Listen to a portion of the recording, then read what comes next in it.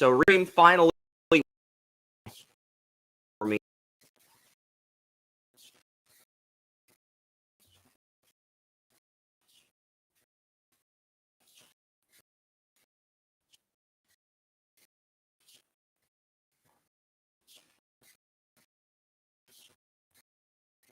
Update some.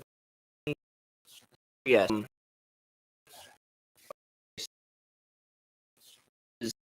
Back stream one face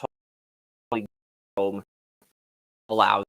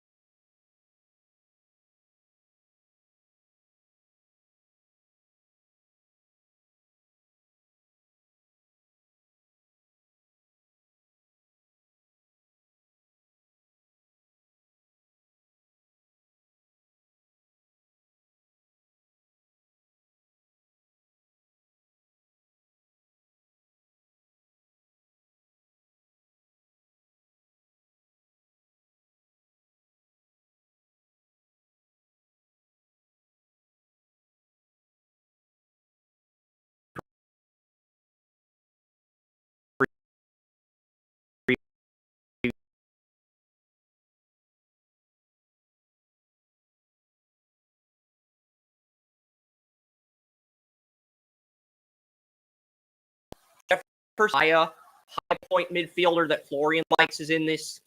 Stefan Anor, even Anor Guy Virginia striker with 10 goals, is in the MLS College Showcase. Femi Awodusu, the Penn State center back. Jacob Babali, striker. Hugo Baccarat, Indiana defensive midfielder, Indiana center back, is in this. Damian Barker John is in this. Louisville striker. Matthew Bell from Marshall. Right, the Cats is in time American, two-time the Ryan Carmine MLS College Showcase. Daily, the Duke and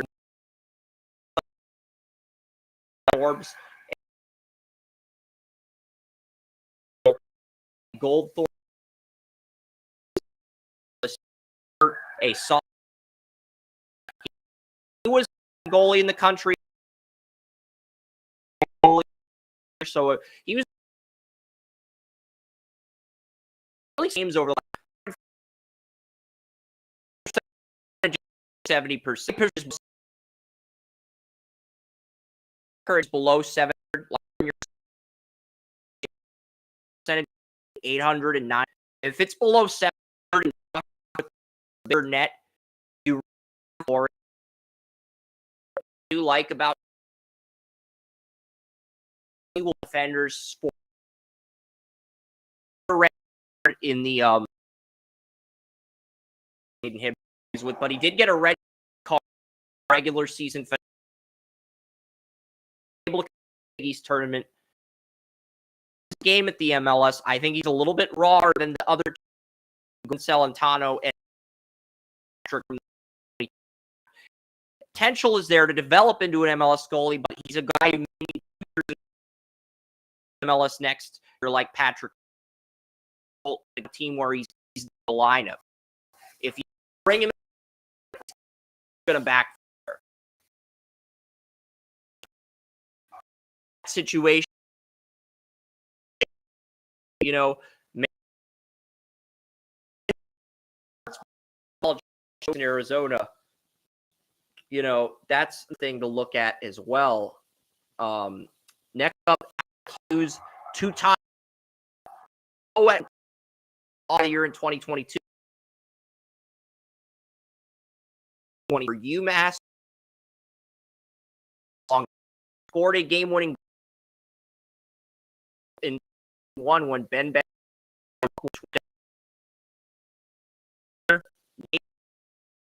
center back is Josh Jones, center back, 6'9" high character. Jones could potentially go in the weapons. I don't think Papa Mar is going to fall number 3. I think he'll either go and Jose Kashima, fielder.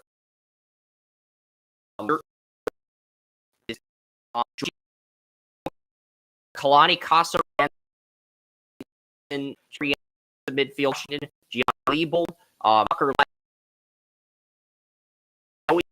younger brother. But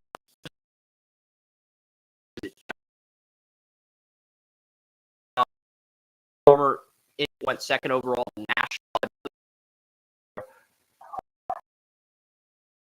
midfielders. PG Penn State is in this. Ruben Masals from Duke. Wyatt Meyer, a center back / midfielder, play defensive fielder and center back for Cal. Philip Murkovic, the attacking hit. Casper, goalie for Kentucky. Jacob Down. Tom Boy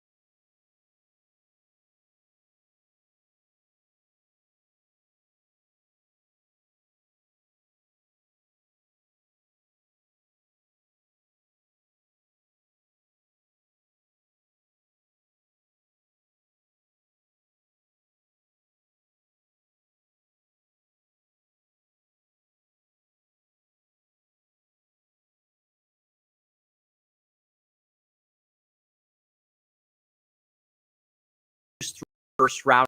I already drafted what I want to do with round 1 up, and on ML,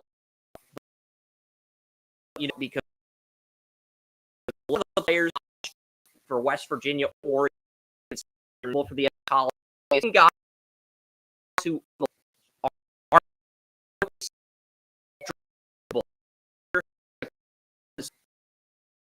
not generation of D last there. Stanford midfield assist. It's kind of on the fence. He was projected 5. He didn't get a showcase. What's going to happen with him? And if he does, I still think he doesn't. It's going to be interact on a he's up at 12 competition, so stand against ACC teams.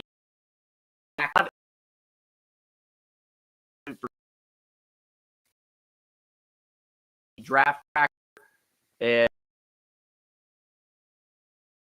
not yet. That shows last players for the MF. So we'll figure that out at a later date. I'm sure that'll be up time. We Lumber, I think, and Darlington picking the 2011 draft. I was not a enthusiast until, but I remember a lot, so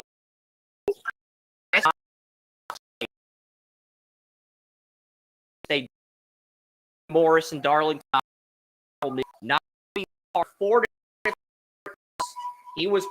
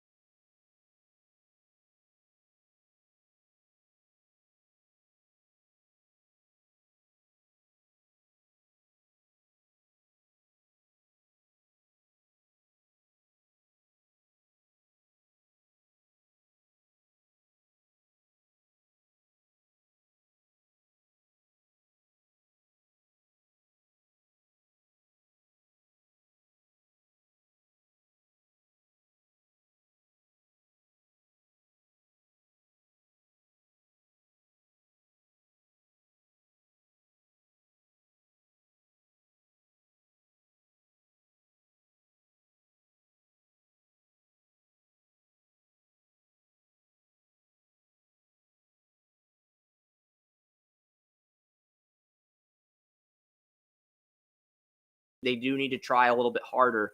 But yeah, I do like Columbus. Darlington Nagbe won the 2015 MLS Cup for Portland. He won the 2018 MLS Cup for Atlanta as a free agent. He won the 2020 MLS Cup for Columbus. So I think Darlington Nagbe surprises a lot of people and scores the game-winning goal en route to his 4th MLS Cup as a player. So I have Aiden, have Cucho Hernandez on this team. But, FC Cincinnati blew that game. Alvis Powell gave up an own goal. FC Cincinnati led 2-0, 75th minute. Alvis Powell gave up an own goal, and that own goal gave Columbus life. Then Columbus scores in the 86th minute, and then they score in the 116th minute to win 3-2 in overtime. But Columbus trailed that game 2-0 at halftime. And before the 75th minute, FC Cincinnati had a 2-0 lead. If Alvis Powell doesn't give up the own goal, this is an entirely different game, and we're looking at Cincinnati in the Cup instead of Columbus. But I do think Columbus is going to capitalize on this momentum and win the MLS Cup. I like them 2-1 over LA. So that's I hate how Reaching turns off the visuals. The whole point of doing a live stream is to have the freaking visuals in the back. I would never do a live stream without. I just wouldn't. All right. So on that note, we will go to the middle line rank. Week 2. The Guardians and the Reds. Guardians won the lottery. Yeah, so the Guardians move up.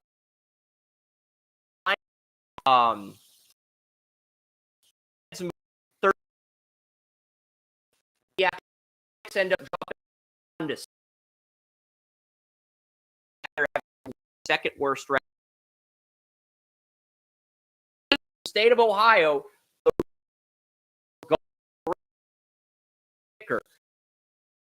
The Guardians and the Reds had won winning lottery. Guardians and Reds picking that, and it happened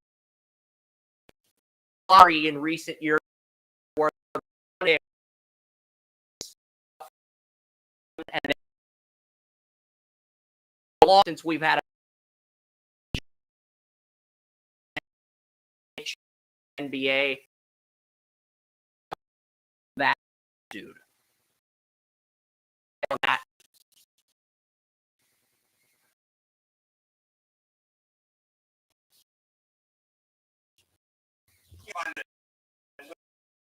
I think that normal.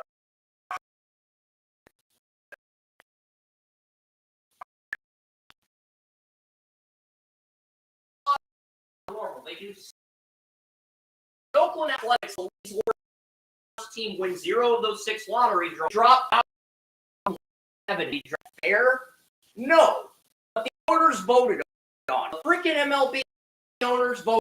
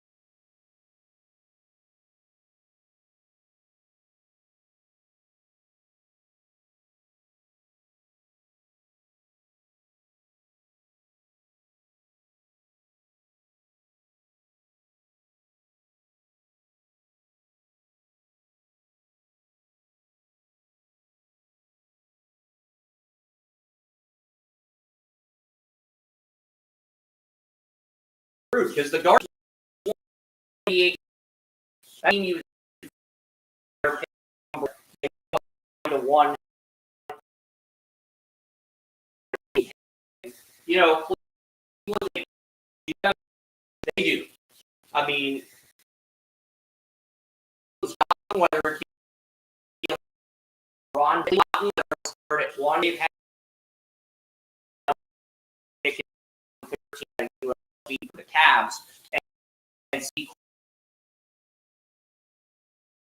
using Tim Couch.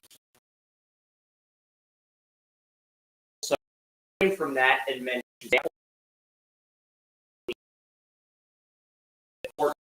career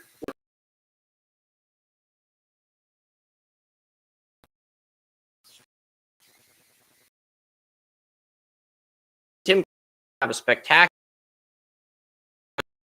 The line was. With Tim Kelly, I found out.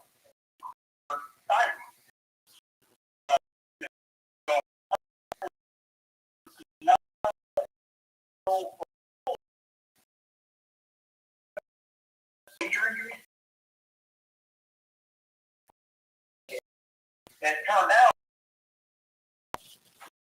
thousands of times a season on average up until the close. By the time he got to senior in Kentucky, his arm was shot. By the time he ended up leaving Kentucky. So that's when he had the shoulder and the elbow issues because his arm was shot by the time he got to the pros. Because his high school and college coaches were making him throw the ball so much. So, I mean, that's an interesting thing for the young athletes, whether it be baseball or football. Like, if you're just out there throwing hundreds upon hundreds of balls a day, your arm's going to get shot by the time you're ready to take off. That's what happened to Tim Couch. Tim Couch had all the skills of an elite NFL quarterback, but his arm just basically fell off his body by the time he got into the NFL. So, I mean, that's a cautionary tale, something to look into. Yeah.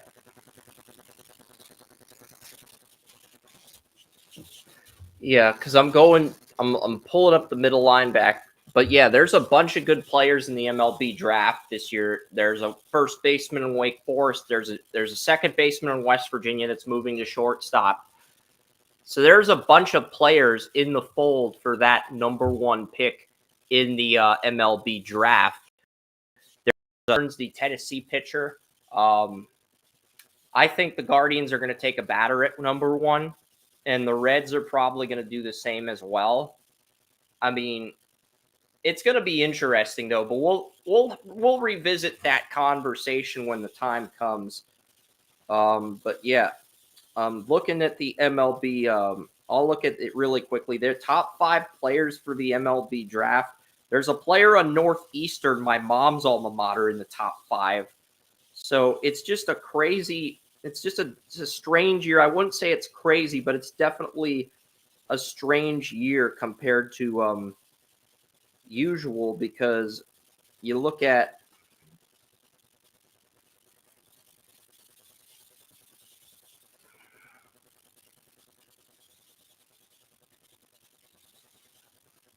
the situation with some of these teams at number one. I just think it's going to be interesting to see what happens, because there's a player on Northeastern projected to go in the top 5, and they also had a country singer do the lottery. So Rob Manfred didn't even do the lottery draw. They had a country singer do the lottery draw.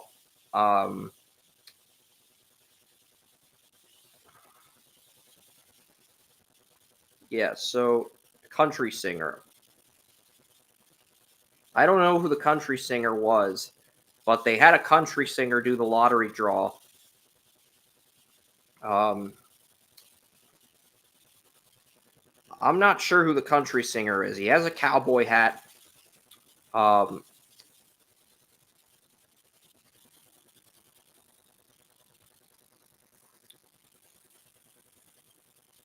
But they have the draft lottery at the winter meetings. But the Guardians the Nationals won the lottery, Joey, but the Nationals were not eligible for the lottery due to making too much money from revenue sharing.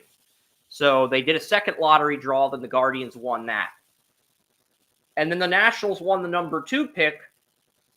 But since they are not eligible for the lottery, the Reds ended up getting their pick in the second draw. Just very strange, very weird year.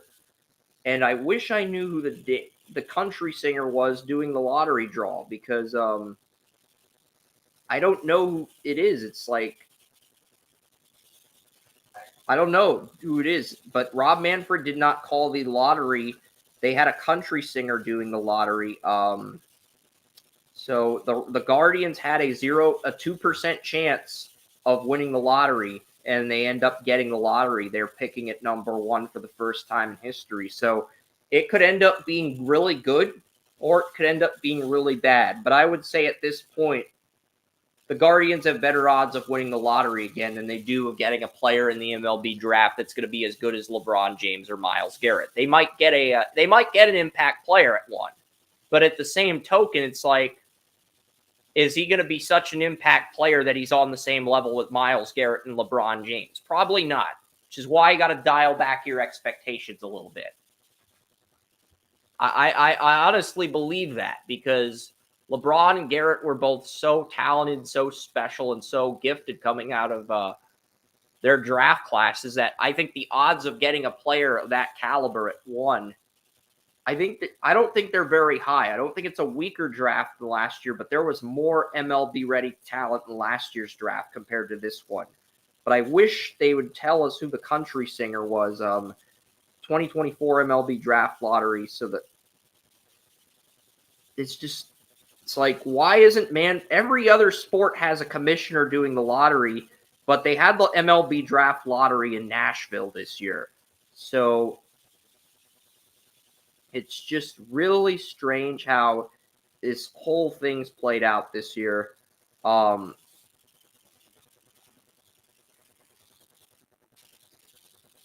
they're not saying who it's not saying who. I guess it really doesn't matter when you think about it, but it'd just be nice to know that. So the Rockies are picking third, the Athletics are picking fourth, the White Sox ended up with the fifth pick, and the Royals, who had the second worst record behind the Athletics, are picking at number 6. So the Royals dropped from 2 to 6. So who is this celebrity doing the MLB draft lottery? It's a country singer.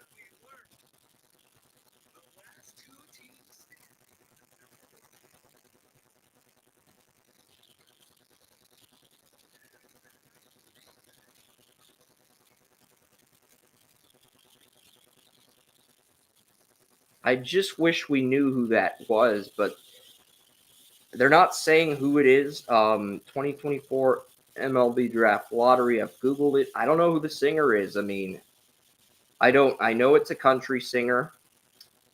And they had, this was on MLB Network. And I just wish we knew who the damn, I just wish they'd say who had the, because the commissioner usually does the lottery. So, I'm trying to figure this out because it is a famous, let's type in MLB draft lottery country singer. See, Brad Paisley. Brad Paisley. He's the country music superstar.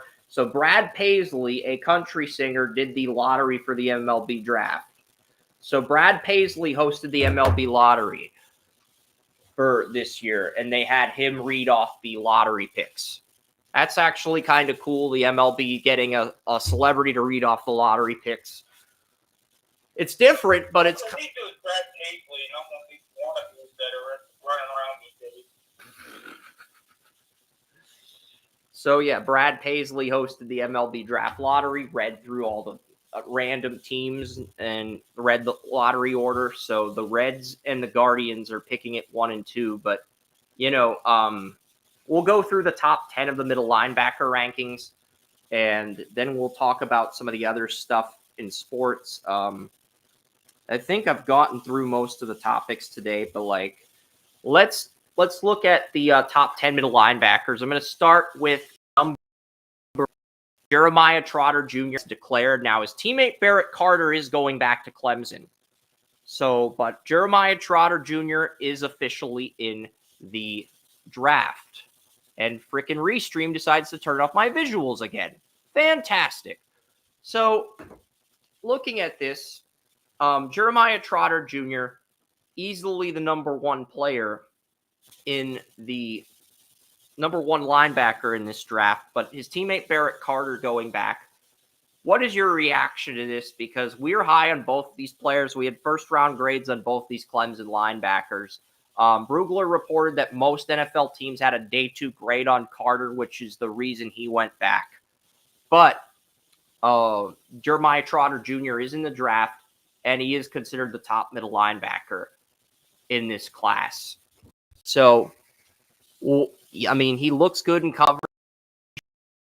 Tackles last year. It seems like he's gotten that under control this year. So, you know, we'll see how this plays out, but he is. His dad was an NFL middle linebacker. Yeah. I mean, linebacker in the draft. Guys like rushers, so you can make them. Those are edge talented, pure linebacker. Number 2 linebacker for me is Texas middle linebacker Jalen Ford. I've got a late second on him. I've seen him in the early third, but I think he'll go in the second round. I think with him in the spotlight, he's going to be on TV for the college football playoff. He'll be on TV for the Senior Bowl. So he's going to have opportunities to boost his stock. But Jalen Ford is great in coverage. He can stop the run. He does a lot well. And right now, Jalen Ford is number 2 for this draft.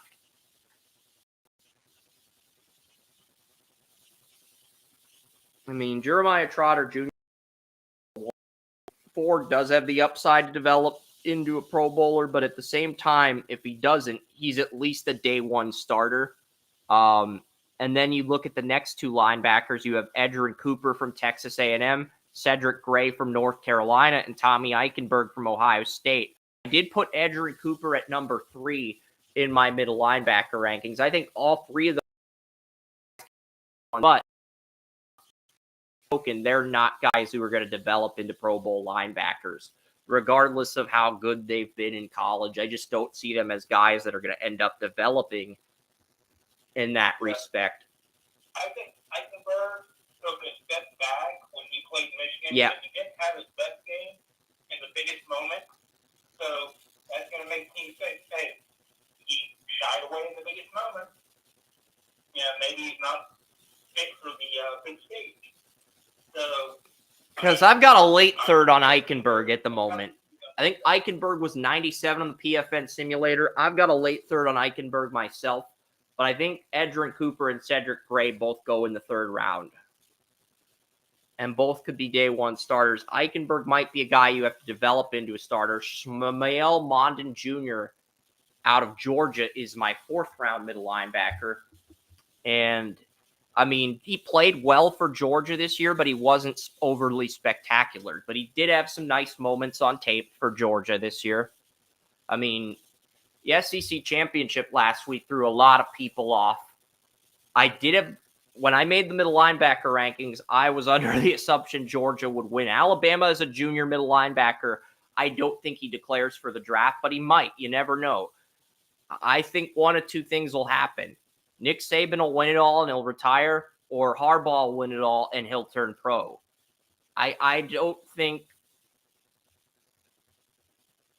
because I think Saban's 71. He's the same age as Belichick. He's getting to the point where he's gonna age may start to catch up with him in the future. But Omar Speights, number 7 middle linebacker on my list, is my 5th round middle. And Speights, Oregon State, he transferred to LSU.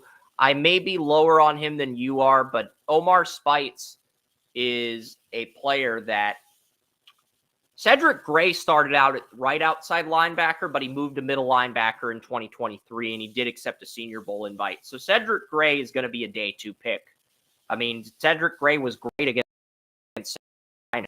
I mean, I think he had 10 tackles in that game. He really stood out.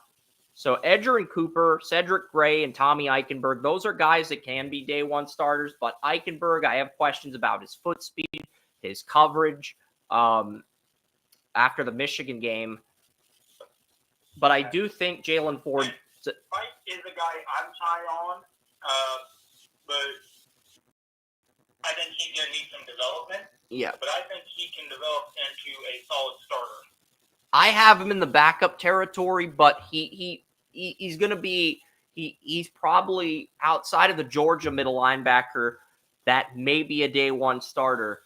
I think you're looking at backups in the day three territory this year. I think the 5 middle linebackers that are in the top 5, Edgerrin Cooper, Cedric Gray, because Cedric Gray can do it all. Jalen Ford can do it all. Edgerrin Cooper, 6'3", 230. And this is a player who was second on his team in tackles in 2021. 2023, he had all 9. He was second on the team in tackles. But looking at his game film, 83 total tackles, 39 solo, 44 assisted, 83 total tackles, 17 tackles for a loss, 8 sacks. Really good at disrupting things. He had 2 forced fumbles, 1 fumble recovery. He also had 10 quarterback hurries, and he had 2 deflections for pass breakups. So he's a great pass rushing linebacker. Edgerrin Cooper might be the best pass rushing linebacker outside of Jeremiah Trotter Jr. I would argue Edgerrin Cooper, but the best run stuffing coverage linebacker outside of Trotter Jr. has got to be Jalen Ford out of Texas. I also like Cedric Gray in terms of run stuffing and coverage. And then you get to Eichenberg. And then after Eichenberg, you get Smael Mondon Jr. I have a 4th round grade on him. He's a backup right now, could develop into a borderline starter. Omar Spite's a backup for me. And then you have Jamon Dumas Johnson, Georgia linebacker in the 6th round, and BYU's Ben Bywater. Those are my 2 6th round middle lines here. But here's the thing about middle linebackers these days.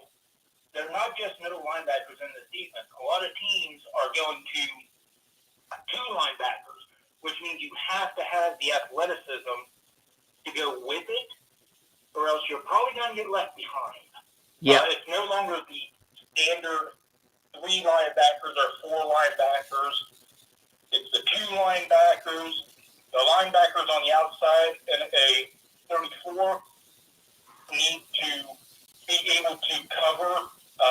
So you have to have that athleticism, and you have to have that ability to not just play in, or else you're probably not going to be long for the NFL and just how the NFL is played these days. Yeah, because you have the 43 defense, 34 defense, and teams still utilize those, but they combine those defenses with the 4-2-5 or the 3-3-5, depending on their scheme and personnel. So that's why there's less linebackers this year than usual, because most NFL teams have caught on to that by now. And that's why. But I do like Edgerrin Cooper. I do like Cedric Gray. I like Eichenberg. Those 5 can be starters. Now, the other guys after those, the 2 Georgia linebackers I'm looking at as backups, because I don't think either guy's as good as Monty Rice was coming out of Georgia. And Monty Rice got cut by the Titans a few weeks ago. And then you're looking at Ben Bywater, the BYU middle linebacker, arguably BYU's best inside linebacker since Fred Warner. I think he's a 6th round guy. And my final middle linebacker, UTEP's Tyrese Knight. UTEP does run a 4-2-5, but Tyrese Knight is the middle linebacker for their 4-2-5 defense. So Tyrese Knight out of UTEP ended up cracking this list. But, it's going to be interesting to see what happens with this linebacker group. I am going to pull up some information on these guys. Jalen, pull up some reports on these guys, because I feel like we've just done a quick run through rather than a deep dive. And I want to see what other people are saying about these linebackers. And he is a great zone defender. He's a good 3rd round pass defender. As good as he is in coverage, the upside could be limited due to his athletic profile. He's fluid, twitchy enough, but I'm not sure he's an elite athlete for the position. But he's a good run stuffer, good in coverage, but he has the size you want, and he's going to go in the top 100. I mean, he played 100 snaps, a true freshman, limited snaps, but he can play. And then you got Edgerrin Cooper. You got Cedric Gray. Edgerrin Cooper's the best pass rushing linebacker outside of Trotter Jr. Cedric Gray, probably the most versatile linebacker outside of Trotter Jr. And then you have Eichenberg. And then you have the two Georgia linebackers. You have Omar Spites. And you have a bunch of backups in day 3. You starter. You're going to have to pick them in the first or third round this year. I know it's subjective. I know, Joey. I mean, all the equation. We'll have just the NFL prediction. Oh, yeah, and Florida State just out Stanford in soccer. It was 5 State.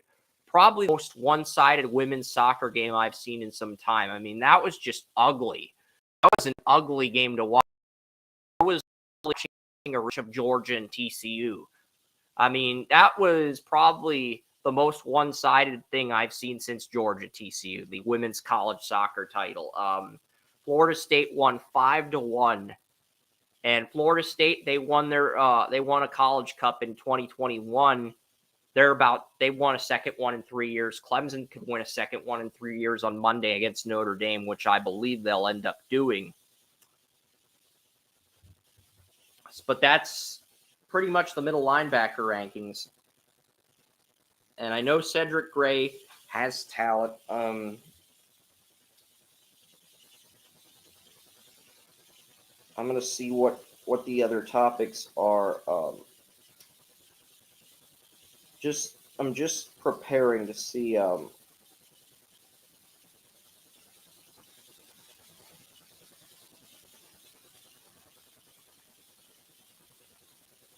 Okay, so we broke down the College Cup. We broke down the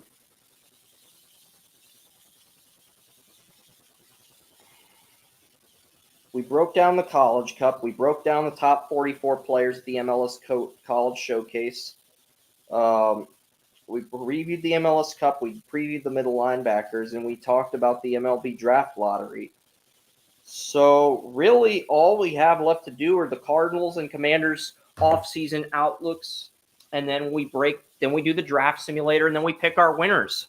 We should easily be able to knock all of that out before 2:30 today. So let's get to the Cardinals. I'm pretty sure you'd rather pick for the Commanders, knowing that Magic Johnson's associated with the Commanders. Because if I pick for the Cardinals, I'm not going to pick a quarterback at 2. I think the Cardinals are picking at 3, though. But looking at the Cardinals, they do have Kyler Murray's massive contract. They have Clayton Tune. If the Cardinals stick with Kyler Murray, they are not going to draft a quarterback. And I think the way the progressions Kyler's shown the last few weeks, I think he can be the guy. I'm willing to give him one more year in 2024. But if he strikes out in 2024, then you have to replace him in 2025. But I'm willing to give Kyler one more year. I mean, James Conner ran wild in Pittsburgh. You did pick the Patriots over Pittsburgh. I'll give you credit for that. Marlon Mack's a UFA. Marquise Brown's a UFA. So Rondale Moore will be back. Zach Pascal will be back. Greg Dortch will not be back. So Rondale Moore, Zach Pascal, and Michael Wilson will be the 3 receivers back, along with Andre Bacchelia.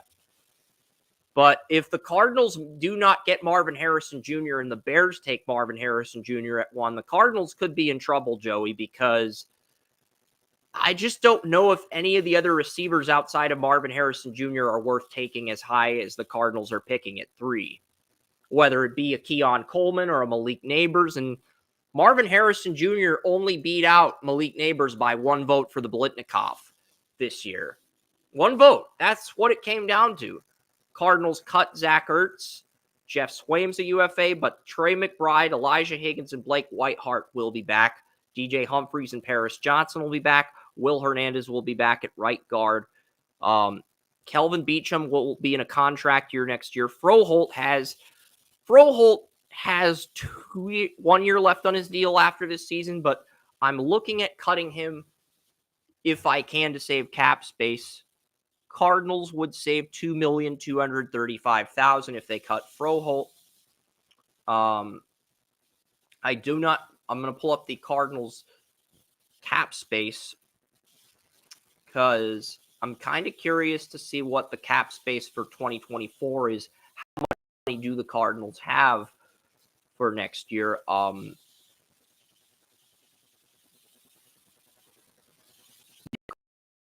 Cardinals have $56,149,881. So the Cardinals are fine. They can go out and get one or two good free agents, but they have to build the rest of their team through the draft. Unless they can get those free agents for cheap, then they can be more aggressive. B.J. Ojulari looked good in the Cardinals' win against Atlanta, had 2 sacks on Taylor Heineke. Cam Thomas, you're going to have on a rookie deal. Dante Stills has looked encouraging. I mean, Dante Stills, player I interviewed at the Shrine Bowl, he actually leads the Cardinals' defensive line in sacks. Even though he's a backup to,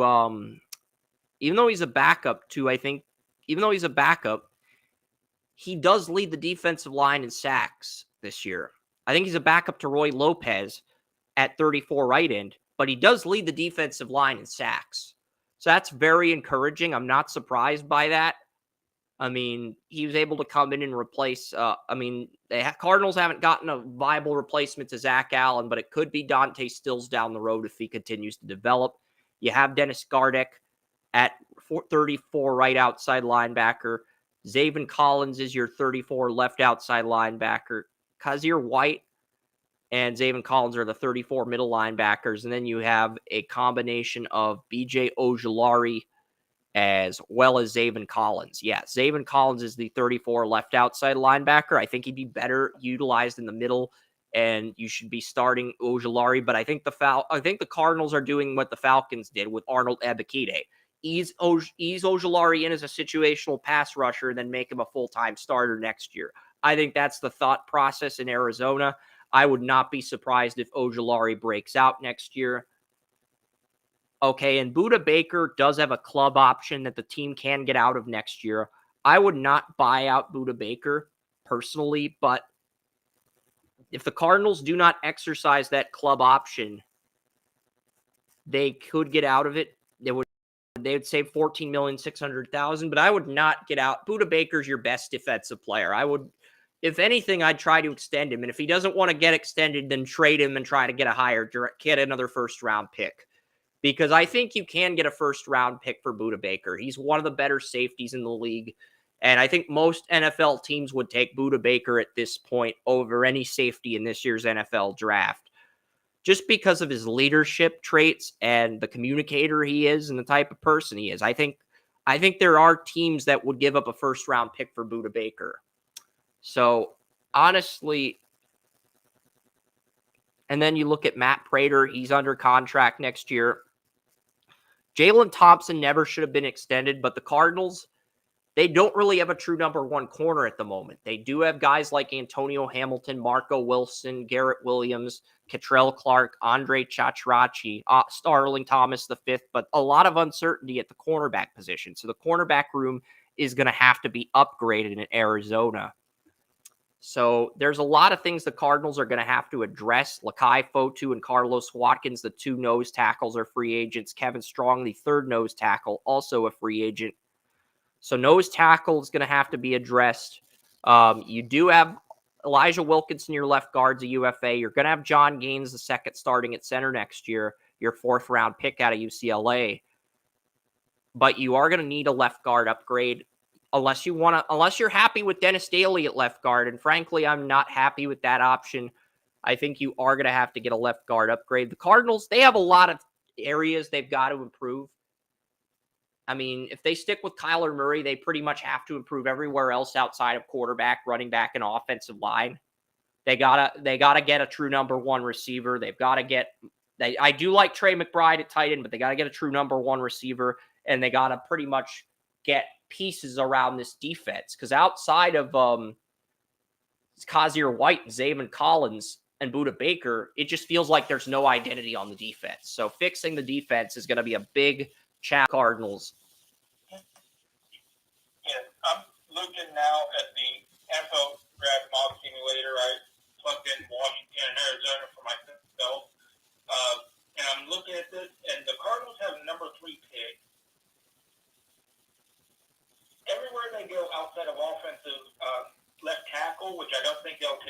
They're not, because they just extended DJ Humphries. Wide receiver, tight end, wide receiver, edge, wide receiver, corner. So, yeah, it's like they can upgrade at all of those positions. I mean, if the Cardinals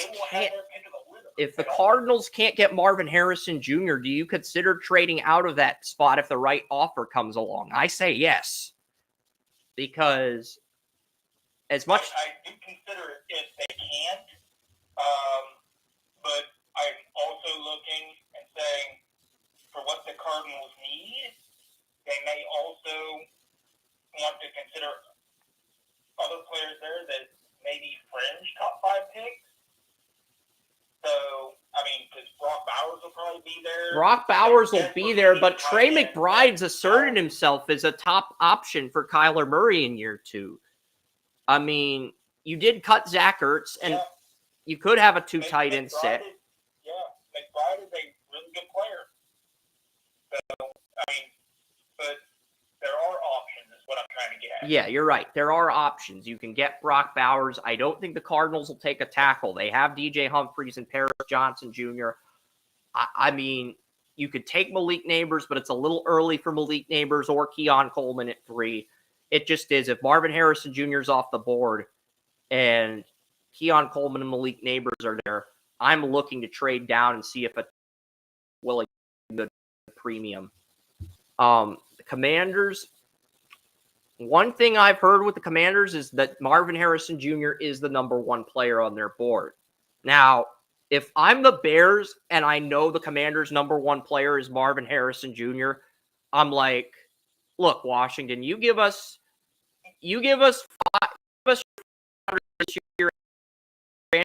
Terry McLaurin, and we'll move out of 1.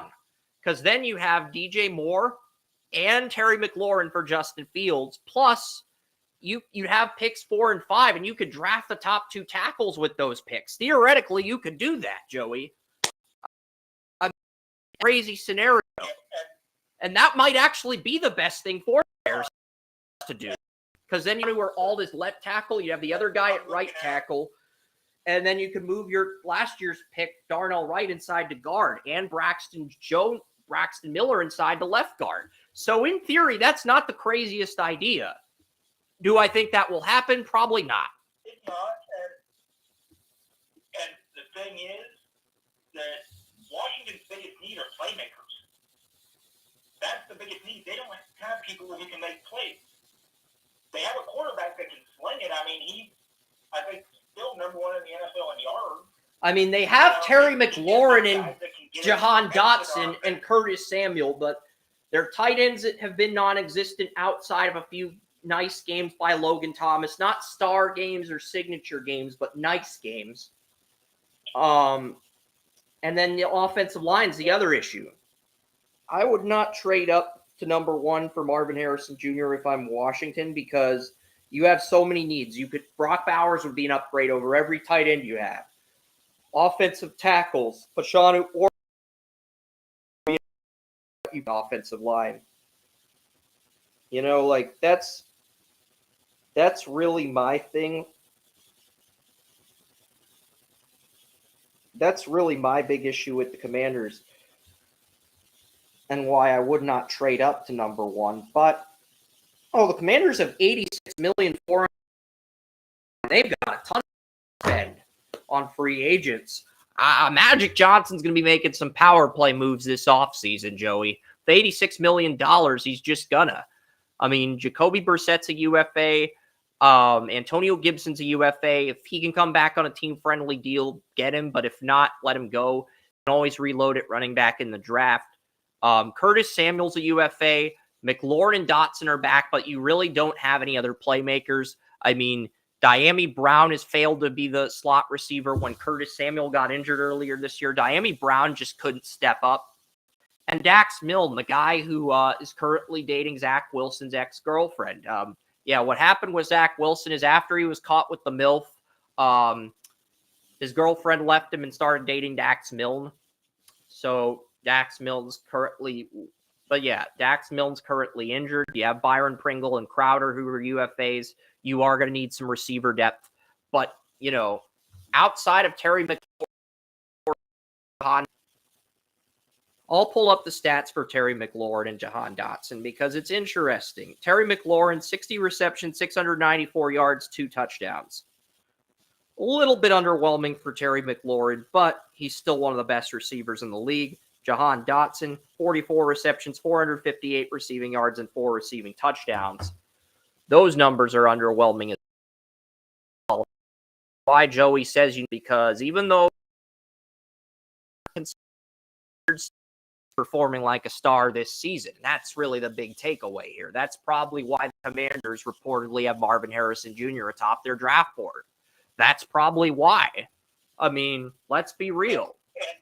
And because you have to look at the way things are.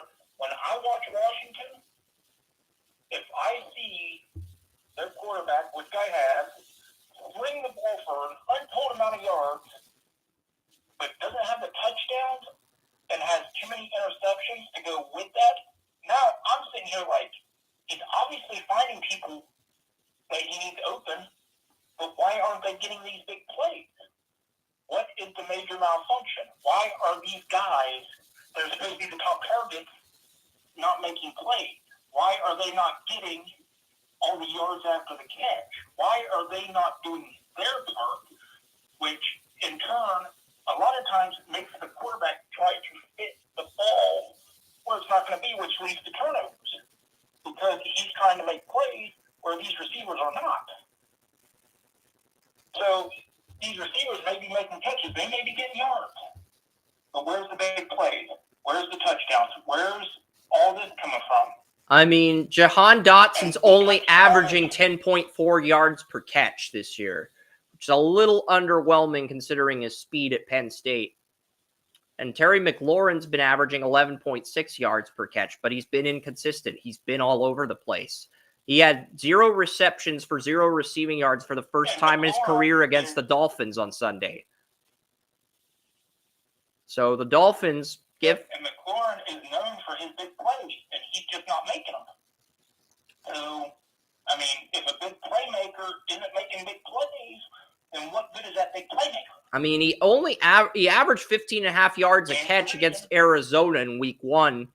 Averaged 10.8 against the Broncos, 10.8 against the Eagles, 6.8 against the Bills, 12.2 against the Bears. But yeah, that 10 reception, 100-yard, 1 touchdown game you're used to seeing from McLaurin, you're not seeing that from McLaurin this year, Joey. You're not. I mean, McLaurin has a career. I mean, McLaurin's 60 receptions are better than his rookie season, but he has a career low 694 receiving yards and a career low 2 receiving touchdowns. So that is noteworthy. That is worth pointing out, and maybe bringing in a receiver like Marvin Harrison Jr. will take some pressure off of McLaurin. In the move Dotson into the slot, but Diami Brown's had an opportunity to fill in at slot receiver, and he just hasn't gotten the job done in year 3. Like, we liked him coming out of North Carolina, but he just hasn't moved the needle. Rookie deal, but he's not going to get extended. I want people to remember. Yeah, but I want people to remember something about McLaurin.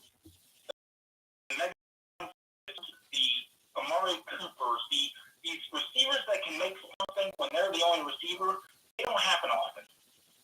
They do not happen often. And they can go in.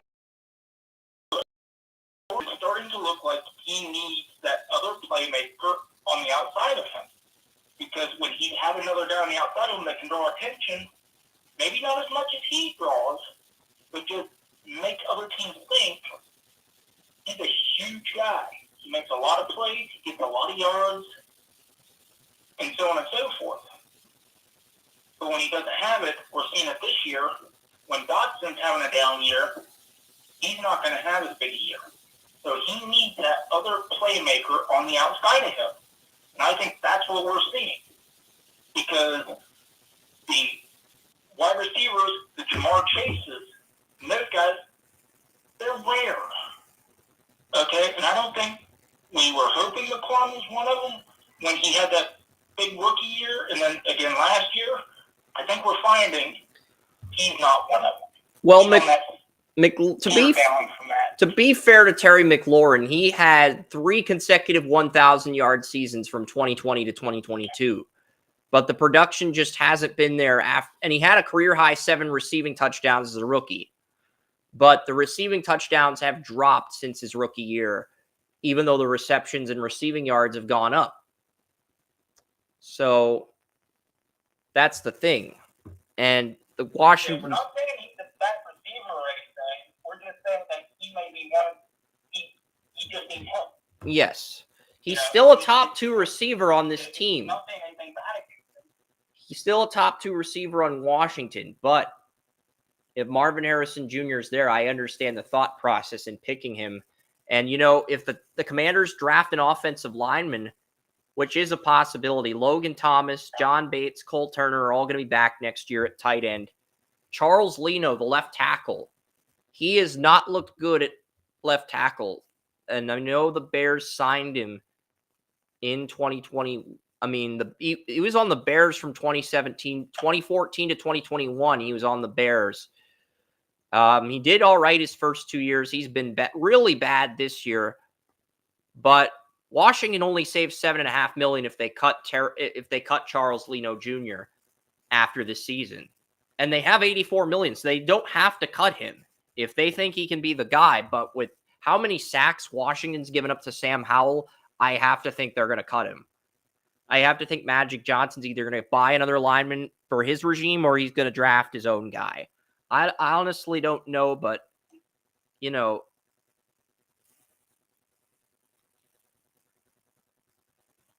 most sacks allowed by team. Okay, so the New York Giants have been sacked the most by any NFL team with 69. Sam Howell's been sacked 58 times this year. That's the most of any quarterback in the league this season. So that's got to get fixed. It just does. It's like, you look at the top 5 teams in sacks allowed. The Giants come in at number 1 with 69. The Commanders at 58. And to be fair to the Commanders, the Giants have had quarterback turnover. The Jets have had quarterback turnover. The Panthers have a rookie in Bryce Young. And the Titans have had quarterback turnover as well. And the teams that have given up the fewest sacks, the 49ers 23, Packers 24, the Chargers 25, the Buccaneers 27, and the Saints at 27. But you also have teams like the Vikings, the Cowboys, the Colts, the Steelers, all tied for 27 sacks allowed and have really limited the amount of hits their quarterbacks have taken, but not Washington. So I think Charles Leno Jr. is probably gone. I think Wiley will stay at right tackle. Cosme will stay at right guard, play out his rookie deal. You have Nick Gates at center. You're probably moving on from Sadiq Charles. Now, Chris Paul's done a nice job at left guard. He has. I think Ricky Stromberg's probably going to be your backup center next year, or you'll have Paul and Stromberg compete for the left guard job. I don't think Washington will make any. Washington should make an upgrade at left guard if one's available, but if a guard they don't like isn't available, I think they'll just go into next training camp with Stromberg and Paul competing for that left guard spot, Joey.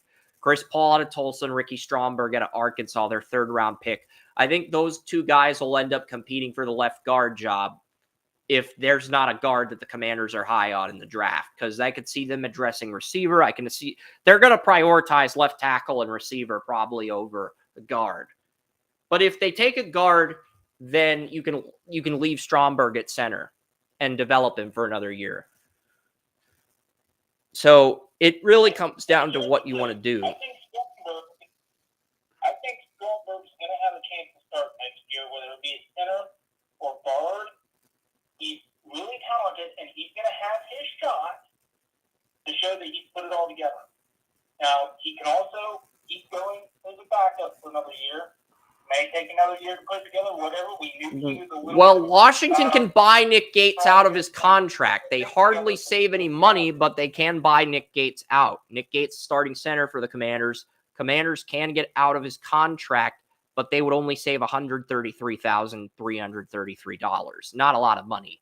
You're better off keeping Nick Gates and letting him compete. He's somebody who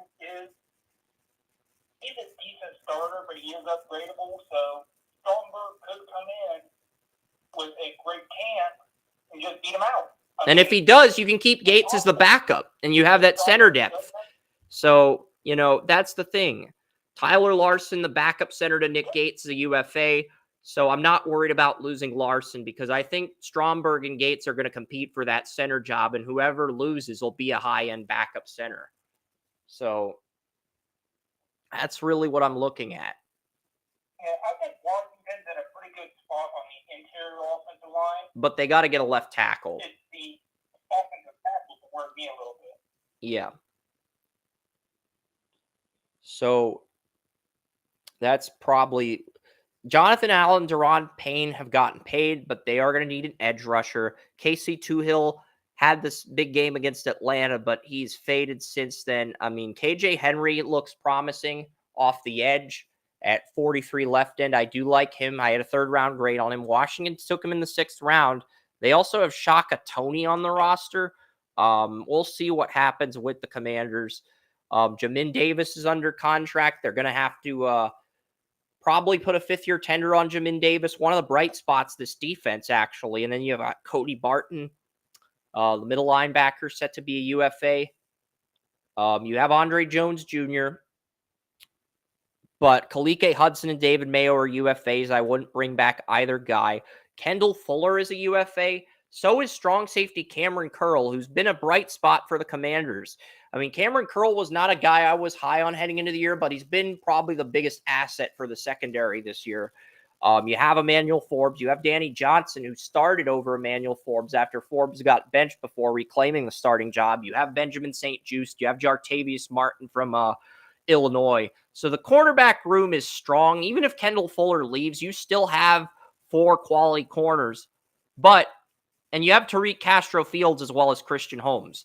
But I wouldn't be opposed to adding another corner on day 3 if Fuller leaves. But honestly, Cameron Curl's probably the guy I'd try to re-sign at this point. You still have Percy Butler. You still have Derek Forrest. You have talent at strong safety if you decide to go a different route. And then Joey Sly is a free agent at kicker. And there are some players like the Missouri kickers in this year's NFL draft, as well as the Alabama kickers. So there are some kickers in the draft if you don't want to pay Joey Sly. But, what is Joey Sly's market value? I really haven't paid much attention to kickers. I mean, Joey Sly went undrafted in 2019. I will look up Joey Sly's numbers really quickly here, and then we'll load up the simulator. Joey Sly was the NFC Special Teams Player of the Week in Week 4. He has made 77.3% of field goals, 92.3% of extra points this season. And looking at all the field goals he's made, this season, just looking at Joey Sly's numbers, he is not kicked a field goal inside 1 to 19 yards, 2 for 3 in 20 to 29 yard field goals, 6 for 6, 30 to 39. So that's 8 for 9, 14 for 17. And then you add the 3 for 5. So that's 17 for 22 on field goals this year, with a long 61-yard field goal against the Eagles. And he's 24 for 26 on extra points. He missed an extra point against Seattle and the Giants in the 2 losses they've had. Joey Sly is a guy I'm on the fence with. I'm not opposed to re-signing him, but I'm not opposed to looking at other kicker options in the draft as well. Harrison Mevis, the Missouri kicker, 243 pounds. Lou Groza watch list. College football awards were last night. Who won the Lou Groza award? That's really my big question, because I'm looking at the kickoffs, 24 field goals. How many field goal attempts did he have? 24 for 30. So he made 80% of his field goals for the 3rd time in 4 years. Harrison Mevis might be an upgrade over what you currently have at kicker. I want to see who the Lou Groza award winner was. Because college football award winners were last night. Graham Nicholson from Miami, Ohio won the Lou Groza. Is he even draft eligible? That's what I'm looking at. Graham Nicholson, he is a junior. So Graham Nicholson is not draft eligible. He has one more year of eligibility left, but he went 26 for 27 on field goals. His long field goal was 52 yards. And Harrison Mevis, can Mevis make more than 61-yard field goal? That's because that's the thing. I got to look at the distance. Yes, Harrison Mevis had the 61-yard field goal against Kansas State. So if Harrison Mevis feels like he's just as good as Joey Sly, except he's 6 years younger. So you could go younger, but if Joey Sly is the guy you have rapport with, he's the guy you're familiar with, then re-sign Joey Sly. But hey, if you like Harrison Mevis, you can reload at kicker. That is an option. All right. On that note, I'll be picking for the Cardinals. Joey will be picking for the Commanders, and we're going to load the PFN simulator. But looking at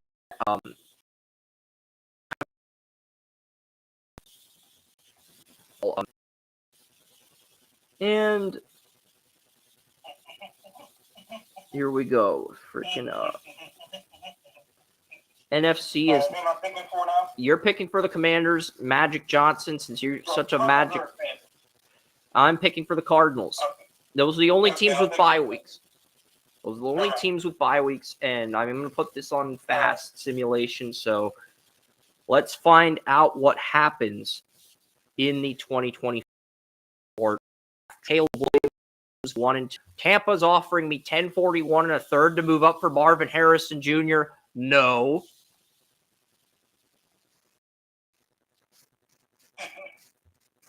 Yeah, no. I'm trying to reject the trade. It's not allowing me to reject the trade because of an ad, but I'm rejecting the trade. And Marvin Harrison Jr. is my number one. Apparently, I know you do not like trades, so I'm rejecting all of them for you right now. You're up at 4, but Alt and Fashanu are both there. Bears take Drake May, the Carolina quarterback over Patrick Mahomes. The Bears take a North Carolina quarterback over Caleb Williams, Drake May, but I don't think the results will be as disastrous this time around. My Patriots get Caleb at 2.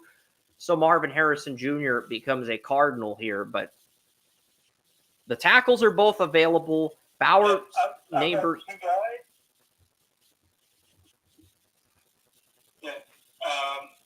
I've got 2 guys on my list here.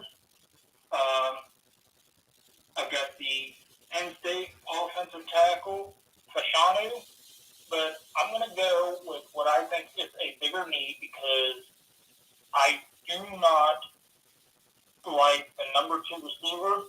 I'm going to go ahead and I'm going to go with the surprise pick, Malik Neighbors. Big-time playmaker at LSU. Malik Neighbors is good. I mean, the Washington Commanders really can't go wrong with either of these tackles, Bowers or Malik Neighbors. So Joey's taking Malik Neighbors. The 2 tackles go 5 and 6. Oh, I have pick 18 as well. The Buccaneers are offering me 41 and 42 for 18. That's not a horrible deal. They're off. So the Buccaneers have made me 2 offers. The Steelers are offering me 23 and 54 to move down for 18 and 99. So I give up 18 and a 6th for 41 and 42. I mean, I don't hate that offer, but at the same time, I want to see what's on the board before I accept. Oh, one playable at 18 is Jay McCarthy. Nate Wiggins is also available. He is my number 2 corner. Fuaga's there. Jeremiah Trotter Jr. is there. Yeah, I mean, looking at the Cardinals, I do think an edge rusher is an area we can upgrade. I do have Jared Verse as my number 1 edge rusher. He's still there. And yeah, Nate Wiggins is probably my number 2 corner outside of Kool-Aid McKinstry. Terrion Arnold is listed as the Terrion Arnold's now listed as number one corner on PFN. Dane Brugler talked about Darnold ahead of Kool-Aid McKinstry. And I do like Terrion Arnold in press coverage. I was more impressed with him in press coverage than I was Kool-Aid McKinstry, but his man and zone still needs some work, and he struggles to wrap up tackles, and people are very critical of Terrion Arnold's tape. Yeah, I'm going to just 6'4", 251. I'm just going to take Jared Verse here. I can get a corner in day 2. It's a really good cornerback draft. Jared Verse is my one blue chip defensive player, so I'm just going to go ahead and pick him here at 18 to save us some time. So I'm pretty happy with Marvin Harrison Jr. and Jared Verse as my top 2 picks. Kalen King, Xavier Legette goes to the Patriots. Top player on the board is still J.J. McCarthy. Number 2 players, Tyleek Williams. What am I being offered here? 35.9 for 53.84 in a second? No. And then 45 in next year's second? No. Those are both all horrible deals. I'm picking here. I do have a first on Tyleek Williams. In terms of value, that's probably the best pick to make because he can play 5 technique. He's 6'3", 330. He can play 5 technique. He can play 43 defensive tackle, and he's got the body of a nose tackle. And the Cardinals do need some nose tackles. So Tyleek Williams is probably the best value pick for the Cardinals if I keep this selection. I think you'd agree with me on that, Joey. So I'm going to take Tyleek Williams and not overthink this.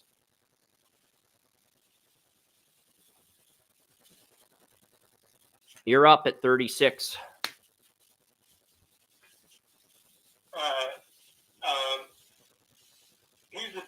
Who are the 3 top guys on your board yet? J.J. McCarthy, Michigan. Adonai Mitchell, defensive tackle. Any trade? Well, you did not get any trade offers for this pick. Tavondre Sweat is there. Penix is there. Top offensive lineman on the board is guard Donovan Jackson, left guard Ohio State.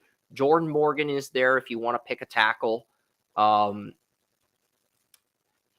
He did declare for the draft. He did accept a Senior Bowl invite. So Jordan Morgan is there if you want to get a left tackle for and in this situation, you can let Leno and Morgan compete for the left tackle job if you don't buy Leno out of his contract. So Jordan Morgan is there. Yeah, Leno is not a guy that I am really liking. As I said, my big concerns are on the tackle.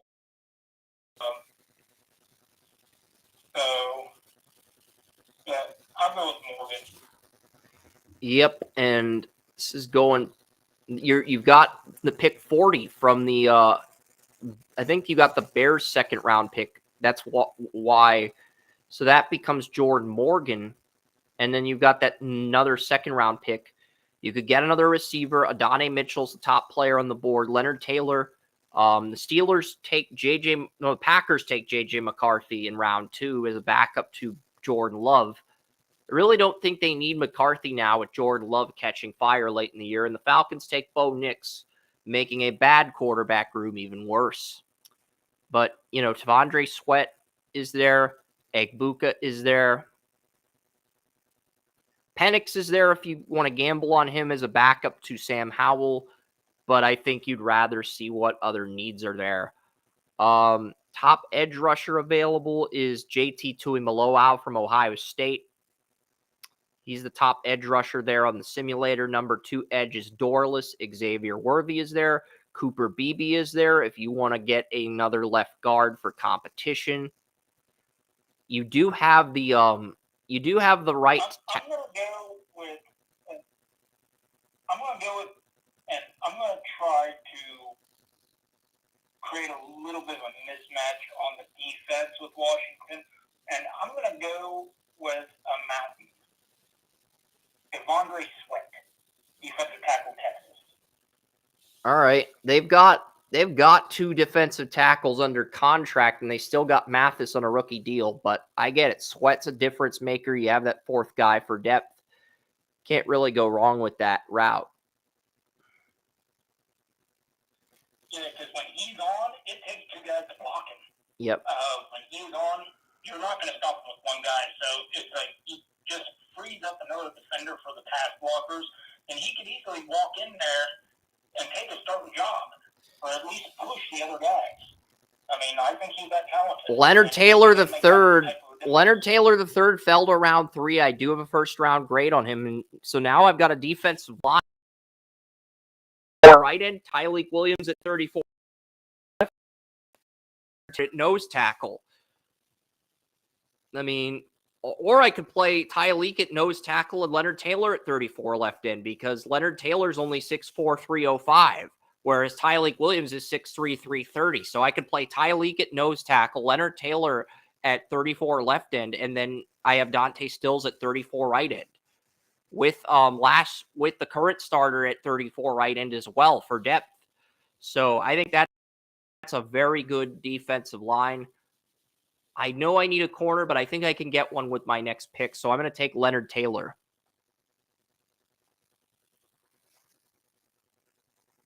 All right, you're up again. Braylon Trice made it to round, the number 1 player on the board, not named Shedeur Sanders. Because I know you want to be realistic with the projections and stuff, but Braylon Trice, you do need a defensive end, Joey. I mean, Tuhill's going to be gone. You lost Sweat. You traded Chase Young away. You do need an edge rusher. Braylon Trice is a good one, and he's still there in round 3, which I'm kind of surprised by, if we're being honest. I mean, for depth at right tackle, too, you have Andrew Wiley. You can't buy Wiley out of his deal. You could draft Paul and develop him for a few years, but I feel like you're going to try to get another starter on the defensive line with Braylon Trice. Yeah, I'm looking through this because, you know, there are a couple guys I like here on defense. So I'm just doing my due diligence here. Yeah, the Commanders, they do need a new, they do lose Fuller, they do lose their middle linebacker. So if you don't want an edge rusher here, there are other routes you can explore. I feel like edge rusher is the most important position on defense, and Trice is the best defensive player available at 59 on the simulator. Okay, I'm going to go with Cole Bishop, safety out of Utah. I didn't see him there. I think he's a clear upgrade over anybody else they have there. Yeah. And the Falcons have offered 84 and 121 for 70. That's not a bad offer. Bears have offered 71 and 128. What are my picks here? I have 70, 82, 99, 131. Honestly, if I take that deal, I have 82, 84, 99, 121, and 131. So I would have 5 picks, 5 early picks. You know, that's tempting. Who's the top player on the board for Arizona at 70? I mean, Braylon Trice, I'm not counting Shedeur Sanders. I know he's in the draft simulator, but I think he's going back, but it hasn't been officially reported yet. So it won't be official until the underclassmen deadline. I think Braylon Trice is more of a 43 player. 6'4", 269. What can I get at 84? Just seeing what's available. Josh Newton. I'm not as high on Josh Newton as the consensus. I am probably better off picking, but I get multiple options, multiple draft picks if I move back. So you know what? I don't really like I know Jalen Ford, Roman Wilson's there, Jalen Ford is there, but you know, outside of Jalen Ford, there's really not an enticing option. So, you know what? Screw it. I'll have 2 third-round picks, 99, 121, and 131, but I give up 70. Let's move back. And Lions are offering trade, but I'm not going to move back. Wow. So Cedric Gray and McKinley Jackson both fell to 82 even after moving back. I mean, McKinley Jackson is a good value pick here, even if he's just a depth player. And Cedric Gray is not bad either. Is Kazir White under? Let's take Gray, North Carolina. Let's take him here at pick 82. And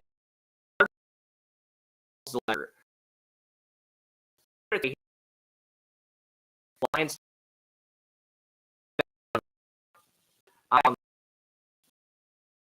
I think I'm probably going to take McKinley. I know I should just take the top guys on my board. How many corners do I have right now? I have not drafted a corner yet. Loaded up defense.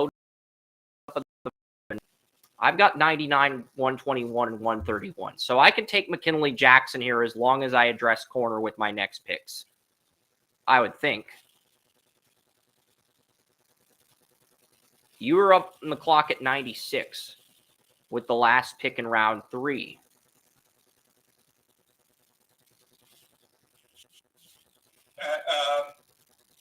I've got a guy in mind here that I really like. Is Bucky Irving still there? Running back Oregon. I don't think he is. I'm double checking to see. The Chargers took him. The Chargers took him taking guy. That still doesn't change the fact that the Chargers are better at the simulator than they are real. I'm gonna take another position of need for Washington, a guy that they need off the end. If he's still there, Darius Robinson, edge from Missouri.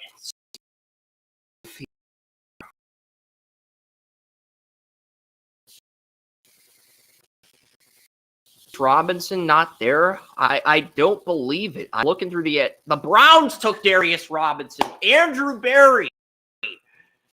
The Browns have taken Emeka Egbuka, Ohio State, and Darius Robinson, their first 2 picks. So the Browns having a really good draft in the simulator with Egbuka out of Ohio State and Darius Robinson out of Missouri with their first 2 picks. That's not a bad draft for the Browns.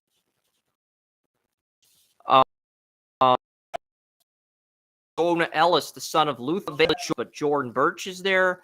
Tyler Barron is there. Ashton Gillott. But these are all guys that are considered day 3 picks, not really third rounders. Jack Sawyer is there. I'm not sure if you want him, though. Xavier Thomas is there. Mohamed Kamara, 10 sacks at Colorado State is there. There's some guys there, but not really that game break rush you're hoping for.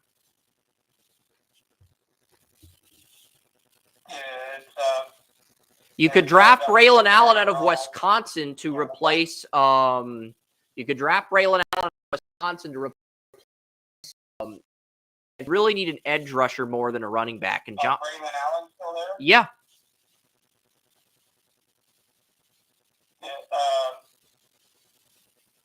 I'll take Braylon Allen because one thing that's good about him, not only is he a big bruising back, but he's still young. Yeah, he's not even 20 years old yet. He was good in pass protection against Purdue. So I think he becomes 20. Yeah, I think he turns 20. But, correct me if I'm wrong on that. But, yeah, young guy, good pass protector, big bruising, big shoulders. Yeah, I mean, that is. So I'll go with that. Looking at the corners, yeah. So a lot of the corners that I like Kyrie Jackson and Cam Hart, they're still available. I'm gonna go with Cade Stover since he's the best player on the board as a backup to Trey McBride. Stover is one of my favorites, and I knew you'd take him if I didn't, because the Commanders, they do need a tight end if Logan. Well, the Commanders have all their tight ends. You didn't really need him, but who is there an edge rusher of this group that you like enough to pick at 100? Nobody offered you a trade up, so The reason for that. Yep. To pick at 100? No. The people thought of it, like some of them decided that they didn't want to play this year.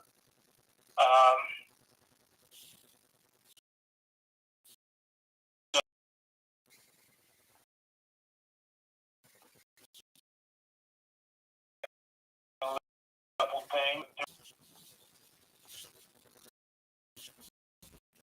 Corum is still there if you wanted to take another running back, but I'm looking at Corum maybe at 121 and 131. It just depends on what's available later in the draft.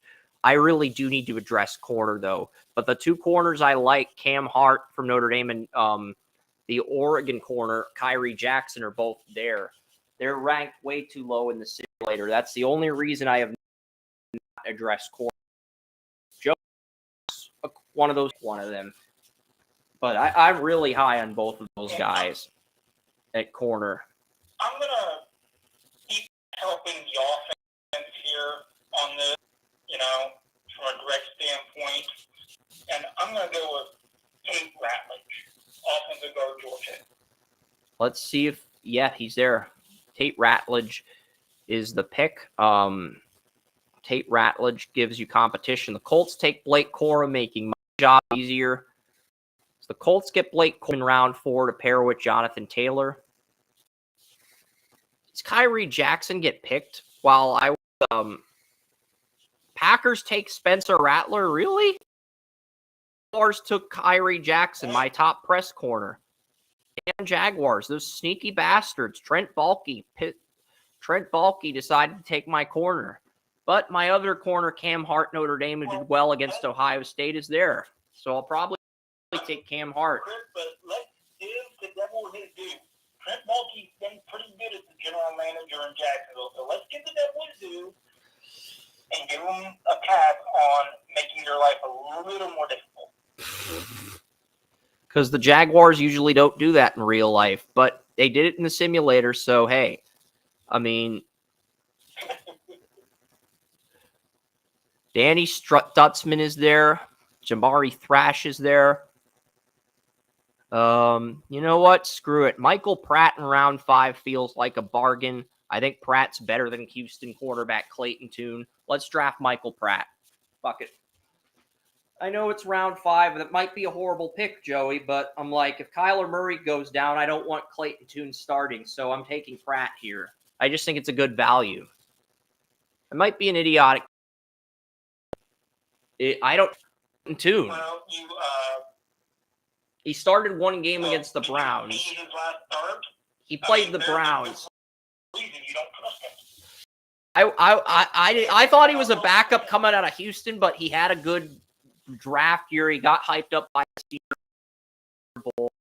Michael Pratt than I am with Clay. I beat Houston in the AAC when they were both in the same conference last year in overtime. So you know what? I think Pratt can beat out Tune for the back. All right. Jordan Birch is the Oregon edge rush. Like, if you want a middle linebacker as well, Omar Spites is also there. Because the Commanders do not have a middle linebacker on the roster for next year.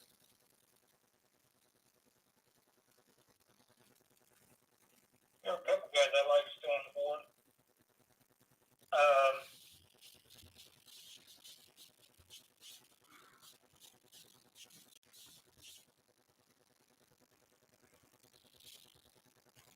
So, a couple of these guys I think I can get a little bit later.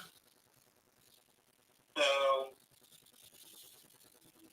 I'm going to go ahead, I'm going to come up here, and I'm going to go with Omar Spites. Pick, and let's see what happens. who is picking. It's been a light. Oh, the Cardinals have an extra 5th rounder at 140. So 146. Top player on the board is Josh Simmons, Ohio State. I am not a fan of his. Peyton Wilson, North Carolina State could be decent for an outside linebacker, but I don't think the Cardinals need that at the moment. Monty Bailey, no. Wiley, no. Man, these options, these are not. I'm going to take Drake Nugent out of Michigan. No sacks allowed, and if it gives me a reason not to start Frohold at center if John Gaines II gets injured again. So I'm going to go Drake Nugent, center, Michigan. And I do not have a 6th round. I traded it to, I guess, the Falcons in that. So I do not have 163, but you have 164. Best player on the board is Tyler Davis. Best edge rusher on the board is Tyler Barron out of Tennessee. No height or weight listed for Mr. Barron, Tyler Barron. Gray, the Oregon State left tackle, is there. So is Nazir Stackhouse. Yeah,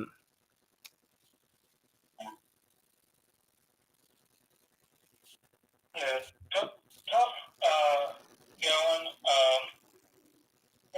I have not been a huge fan of the guys, the edge rushers that are left. Jaheim Davis is there. You took him last time, though. Jaheim Davis is there, but this feels like a little bit early for Davis. He's listed at 94. This is pick 164. But if you don't take him, you're not going to get anybody. That's the thing. You still have KJ Henry on a rookie deal, but you don't really have anybody else to pair with. Yeah, that's the big problem is that, really anybody else there. And for everybody draft an edge rusher, the Commanders have $84 million with Magic Johnson. With that much money, they can buy a good free agent. Okay, they can. They can buy a really free with that much money. Yeah, it's not as dire a need as some people would think because not only the money that they have, but they also have a decent amount of money tied up, in the pass rush. Yep. And they do have some pretty good pass rushers. The problem is they're all upgradable. Yeah. So if you strengthen that interior and help them out a little bit, I think they can get by another year, even if they don't get another pass rusher. It's just because you still have Jonathan Allen and Deron Payne at defensive tackle, and the two backups to Payne and Allen are Fedarius Mathis and Joey's 2nd round pick, Tavondre Sweat. So you'd have those 4 defensive tackles. You'd have the starters and depth at defensive tackle, but you wouldn't have an edge rusher. So that's the thing. I mean, you could take Jaheim Davis, 11 sacks. You could take Jaheim Davis, 10 sacks. You got Jack Sawyer in the Ohio, 10 sacks. There are, but I don't know if there's an option enough. Yeah, and I do like Jaheim Davis. And that's the thing. I do like Jaheim. I'm going in this spot. I'm also considering a couple of guys. Otherwise,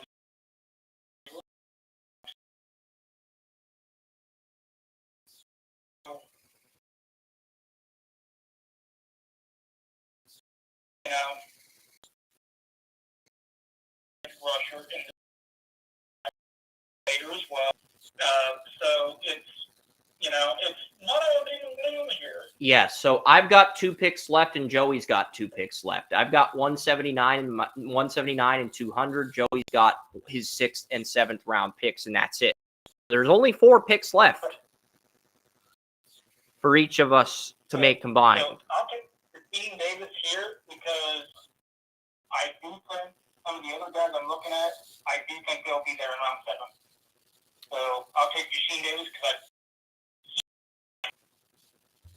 Yep, you've got Jared Verse and BJ Ojolari at outside linebacker, Tyleek Williams, Leonard Taylor, and Darius Dante Stills as my offensive line. I've got Cedric Gray at inside linebacker for depth. I want to move Zaven Collins to inside linebacker, but if he stays on the outside, he can start another year with Ojulari and Cedric. So 179, who is the best player on the board here? UCLA, Theo Johnson. Jacob Cowing, Arizona isn't bad. Nazir Stackhouse, probably the best depth player available. I mean, I have a third round grade on Nazir Stackhouse. That's why I'm gonna. I know I do want to draft Cowing, but like I can get a good receiver later in the draft. I'm going to take Stackhouse here. I know loading up with all these defensive linemen may not be smart, but the Cardinals feels like they don't have a identity on the defensive line outside of Dante Stills right now. That's why I'm looking at so many defense. Best player on the board is Theo Johnson, tight end, Penn State.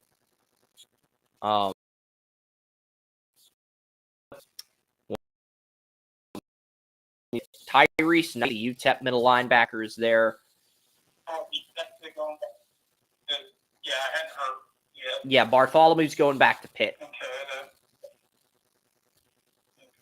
that shortens my list up a little bit, doesn't it? Yeah.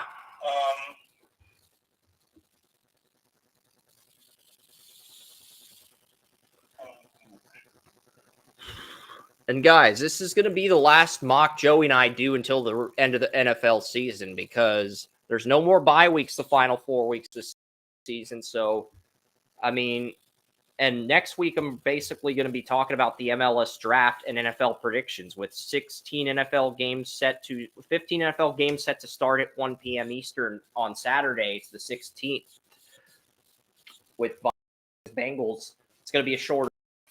Well, first, I got to see the generations first. Because I don't know what's going to happen with the freshmen. I think the freshmen are the wild cards for that. But Joey's still mulling over his decision for 196. So I'll worry about that later. But I'm thinking it's going to be tomorrow. More possible.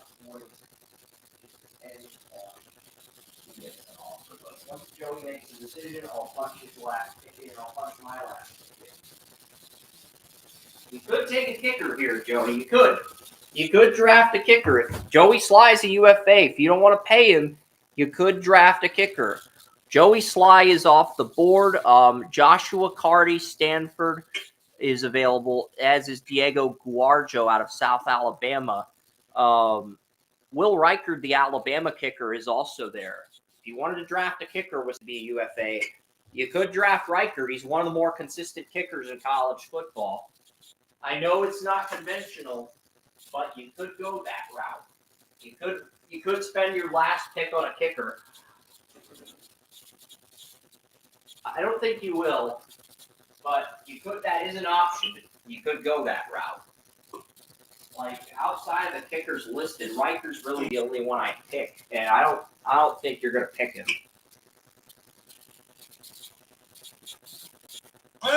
You think correctly.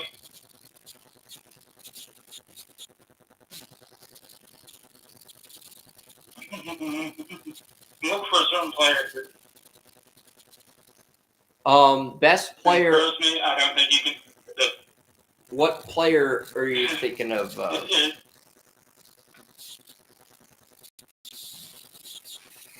It's a smaller school guy. College? So I had Toby's in college. The name of the college, please. Is he in college? It's like why? Yeah. Yeah. Well, I do like size, good speed, but he missed last season. But I think he is a big-time playmaker, and I think he'll do just fine in competing to make a team. I'm going to go wide receiver, Texas, Isaiah Nader.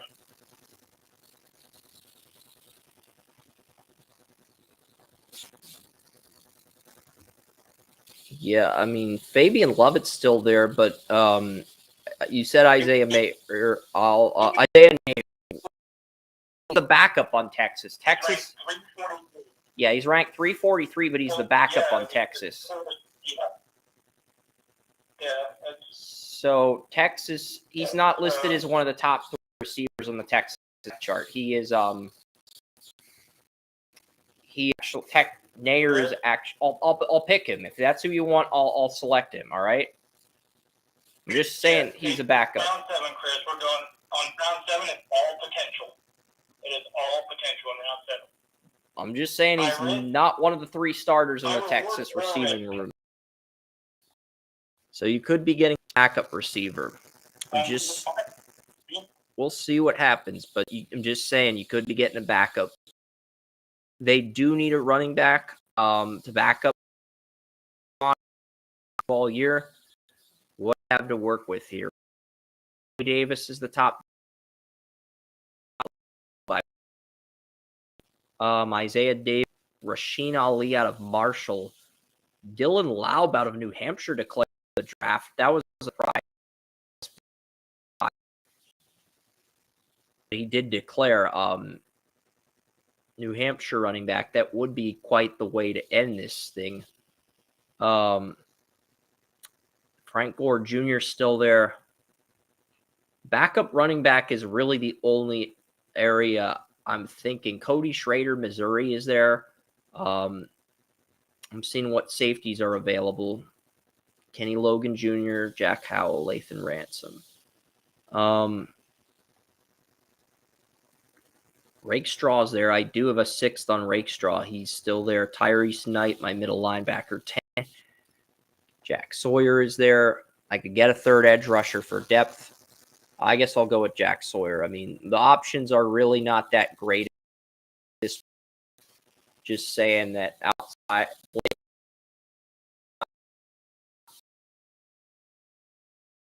Javon Foster's not bad if I'm looking for left tackle depth, but I think the Cardinals will just stick with Beachum for another year as the backup tackle. So I'll take Jack Sawyer.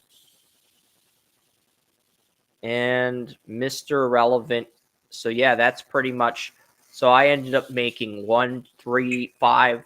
I ended up making 10 picks because of my trade with Atlanta. And then Joey making 9 picks with the Commanders. So that's pretty much it. And you can always address edge rusher in 2025 if there's a better option. But yeah, that's going to be it for the draft results on the simulator this season. I hope you enjoyed our draft coverage, and we're gonna get straight into the NFL predictions for this year, for Week 14, because right now Joey's the only 1-0 panelist on the week.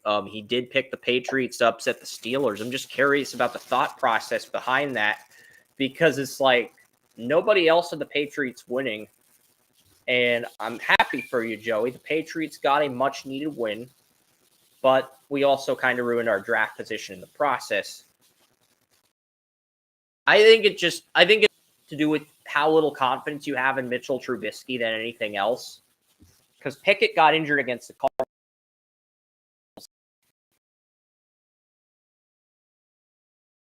And Bailey's out. I just confident the Steelers. You were partially correct on that.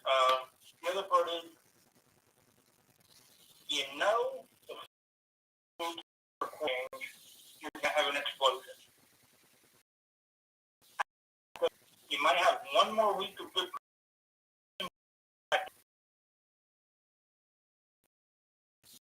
coordinators.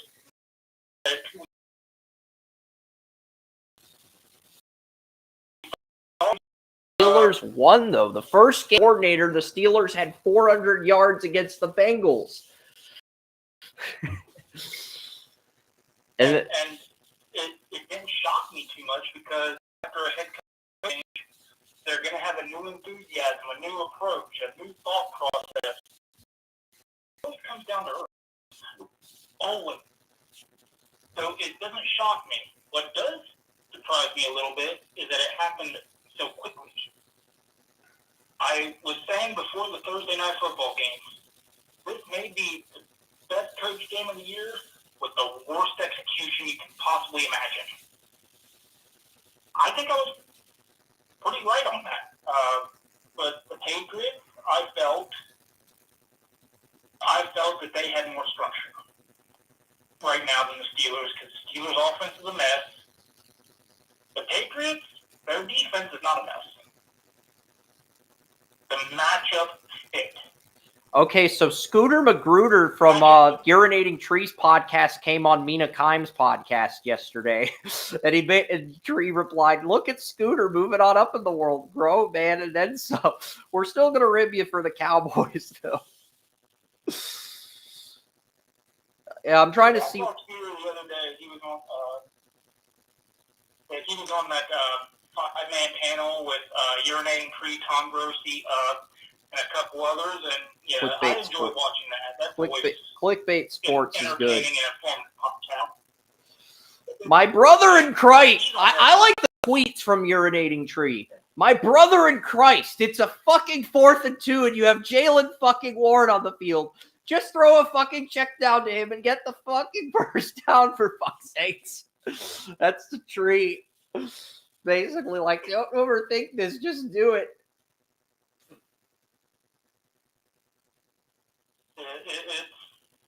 Those guys are always entertaining, especially when they get together. So, so kudos to them. I plan on watching them many more times. Yeah, I mean, I think they play off each other really good. Yeah, I think, it's like Urinating Tree makes me want to root for the Steelers, even though I don't like the Steelers at all. I mean, his enthusiasm is ring, but, the Buccaneers and the Falcons, I'm not going to root for the Steelers, I'm not. But his enthusiasm as a fan, it makes watching the team somewhat entertaining. But the Buccaneers, Falcons, Atlanta, I mean, the Buccaneers beat care out any of their 4 middle linebackers. Levante David and Devin White missed Week 13. KJ Britt got injured in that game. Servacha Dennis was inactive. So the Buccaneers were super depleted at 34 middle linebacker last week, and they still found a way to win. Getting everybody back except for Devin White. Falcons, I mean, we don't know what's going to happen with A.J. Terrell. He did get placed in concussion protocol last week. Let's see the Falcons injury report. Because if A.J. Terrell is out, the Buccaneers can steal this game. If he's been cleared to play, so Jamel Dean and Devin White are out.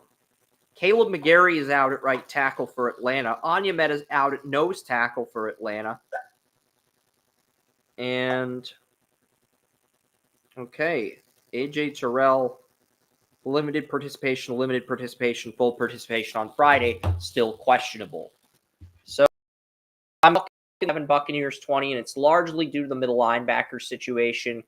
Okay, 4 people took the Buccaneers. Joey, Tracy, Brian Bayless, and Tanya Holmes all took Baker Mayfield to win. If the Buccaneers win, we have 3 6-7 teams in the NFC South if the Saints take care of business against the Panthers.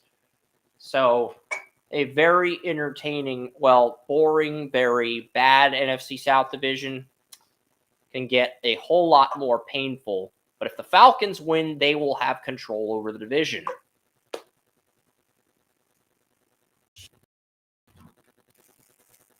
Yeah, I think the winner of this game does control the division, and probably ends up going to the playoffs. So I think it'll come down to Week 18. I come down to Week 18, honestly, because the Saints and Falcons meet in New Orleans in Week 18. I think that game will decide the division winner. I think the Buccaneers have kind of peaked, but at the same time, the Buccaneers, they do get a home game against... Wait, I have the Buccaneers beating the Jaguars? But that's pending on Trevor Lawrence. If Trevor Lawrence is back by then, I'll probably change that to Jacksonville. But if he's not, I'm pretty much fading on the Buccaneers for the season. They do play the Saints in Week 17, but I think the Saints will win that game because they'll have a healthier roster by then. But right now, the Saints just have a ton of injuries. But go ahead, break down your thought process here, and then I'll get to the next game. I just think that the Falcons are going to have a difficult time with Evans, and I think that the passing the ball on and getting to the second level, I think Bears match up very favorably with the Falcons in that scenario. Yeah, it'll be interesting for sure. Next game is the Rams and Ravens. The Rams did pick up Mason Crosby to upgrade at kicker. I'm kind of glad Mason Crosby's back now. The Marlins back at corner. Everybody on Draft Utopia took the Ravens. 24-16 is my score. The over-under is 44. I like the under. I like the Ravens in the under. 24-16 Ravens win a closer game than people expect. Nobody has the Rams winning, not even Jake Ellenbogen. He has the Ravens winning as well. So nobody has any confidence in the end. I'm going to hold on to first place in the AFC North for another week. Unfortunately, that is the grim reality. Like the Bears in Chicago, Lisa's got 131 games correct on the year. Kerm's at 123 and second on draft.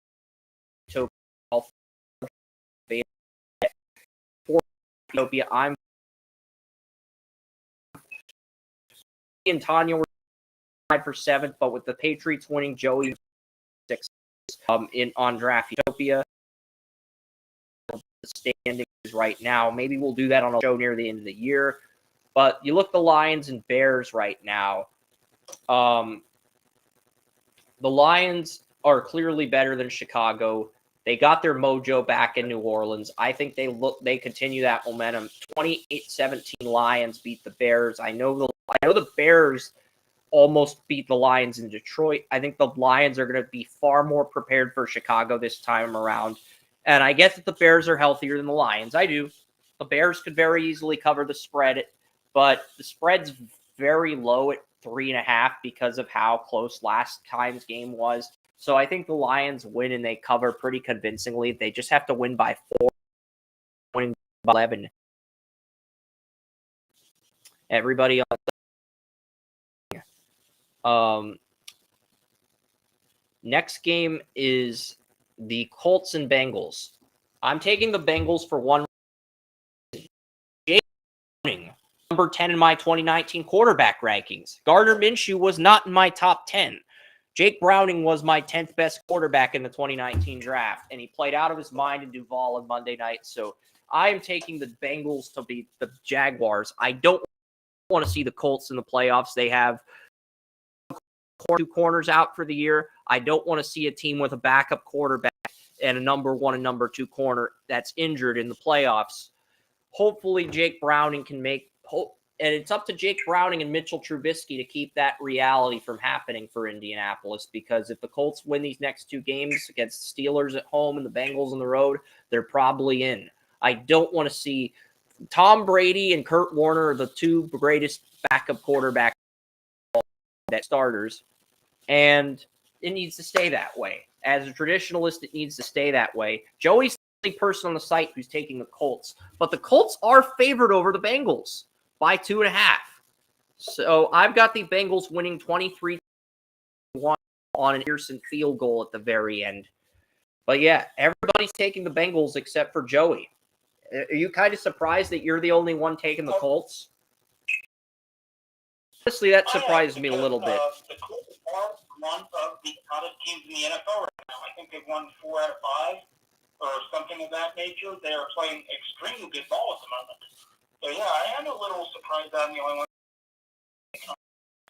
Kerm didn't make any text on Wednesday saying, change my pick to the Bengals. So he did take the Colts, but he switched his pick to the Bengals. Oh, yeah.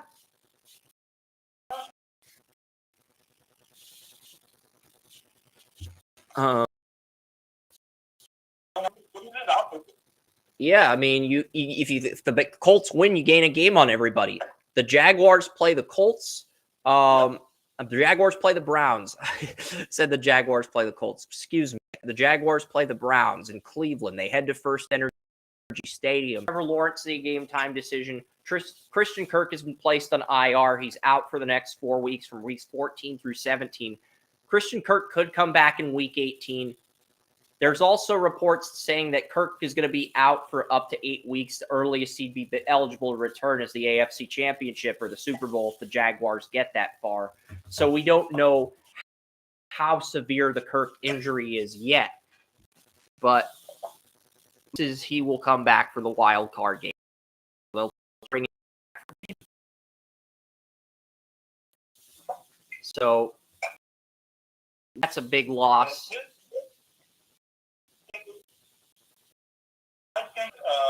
And Walker Little's out. Get back to me on it. I asked you who this was a bigger game for, Jacksonville or the Browns, because it's a pretty big game. And over the last couple of days, I've been going over wild card tiebreaker scenarios, and it's come down to the Texans, the Browns, the Colts, and the Jags. Bills. I have more confidence in the Bills than I do the Colts. I don't want to see the Colts in the playoffs. They have a backup quarterback. Their top 7, their offensive line, their receivers are. I don't want to see the Colts in the playoffs. I think the Colts, if they get in, they're going to get walloped by 40 points. I honestly could see the Chiefs or Dolphins just routing the Colts and beating them by 40 points to the point where it. I'm looking at where the Tigers are sitting, and that's mainly what I was. I'm looking at my simulator. I do have the Browns at 11-6 now, jumping all the way up to 5. I've got the Jaguars at 7 and the Bills at 6. So, yeah, I do think the Texans win the division next year with an easier strength of schedule. Because if the Texans win the division, that means the Texans get the hardest strength of schedule among the AFC South teams, whereas the Jaguars would get the second hardest strength. And I was looking at it, and I looked at the schedules, and I think the Browns, who play the Jags this week and the Texans next week, they play the Texans in week 16. The Browns play the Bears in week 15, and then they play the Texans in week 16 in Houston, but they could get Jedrick Wills back for that one. So Jedrick Wills could be back in week 16. But yeah. So the Jags and Texans have probably 2 of the easier schedules in the NFL. Yeah, that's. So the Browns, I think, are their toughest for the rest of the season. I think the Texans are going to win out and finish the year 12-5, and even if they'll be 11-6, and the Jaguars have to play the Ravens at home after. And I'm not saying we won't do a poll question for week 15. If the Bills lose the Chiefs and Trevor Lawrence plays against the Browns, also a poll question for week 15. I put Allen as the cover photo, but I'm open to doing a poll question if the opportunity presents itself and Lawrence plays this week and he's healthy enough to play next week against the Ravens. Because if the Jaguars lose the Ravens, I mean, honestly, the Jaguars are 8-4 right in at 10-7. I mean, they could lose their 3. Lawrence back and go to Tennessee in week 18 and beat the Titans and get that last wild card at 10-7. So, it's realistic that the Jags could lose. The Jags could lose 4 out of 5 and still get in, because if the Steelers are 9-8 and the Jaguars are 9-8, the Jags get the last wild card. I do have the Steelers at number 8 in my AFC rankings right now, ahead of the Broncos, who are also 9-8. So the Jaguars, as long as they go 9-8, as long as they win one game, they're in. Now, I'll check to see what happens if the Jaguars, Broncos, and Steelers are all 9-8. No. The Steelers, Broncos, and Jaguars all go 9-8. The Steelers get in. That's weird. So, because if it was just the Steelers, head-to-head tiebreaker would apply, but with 3 NFL teams tied for that last wild card, the head-to-head tiebreaker doesn't apply. With 2 teams, the head-to-head applies. With 3 or more. So. We can agree the last 7 will be interesting. I've got the Ravens at 1, the Chiefs at 2, the Texans at 5, the 6 at 7. But if the Jaguars get Lawrence against Tampa, it's possible they end up jumping for 6. But I think those are that are going to be with Pickett's injury. I think Pittsburgh goes 9-8 again, but they managed to miss the playoffs. I just do. That's the reality. I think Pickett. I think they can go 9-8 again, but they end up missing the playoffs. And I've got the Colts at 8. Colts beat the Bengals, but Pittsburgh they can win 10 games and make things interesting. And I'm hoping they don't because I want to see the Jaguars, Browns, and Bills as the wild cards. I can live with the Browns getting in the backup quarterback because their defense. And the Bills, the Texans, Jaguars runner-up, and the Bills should be the other 2 wild cards. That's just my opinion because those are the best teams left in the AFC, and they'll make for the best games. But hey, we'll see what happens. Kerm, Jason, and Oren have the Jags winning. Everybody else has the Browns winning at the moment. The Panthers play the Saints. Yeah, here's the interesting thing. The Jags are 5-0 on the road this year. Joe Flacco,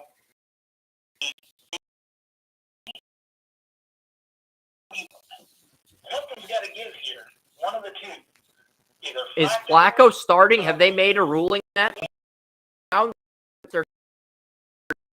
Whether it's Flacco or DTR yet. And they're not going to because they want the Jaguars to – because both teams want the opposition to prepare for both quarterbacks. That's the thing. Both teams want the opposition to be prepared for both quarterbacks.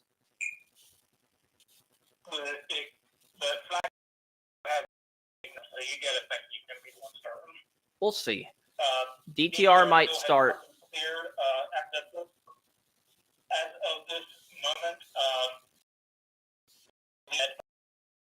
has been cleared by team doctors, but has not been cleared by the independent neurologist. So Kevin Stefanski said that he should know today whether Cooper's going to be out there. But DTR, from what I've heard, wasn't cleared by either yet. So considering he hasn't been cleared yet, I don't think he's going to play. At least that's what I've heard so far. So I wouldn't think he'd play on Sunday.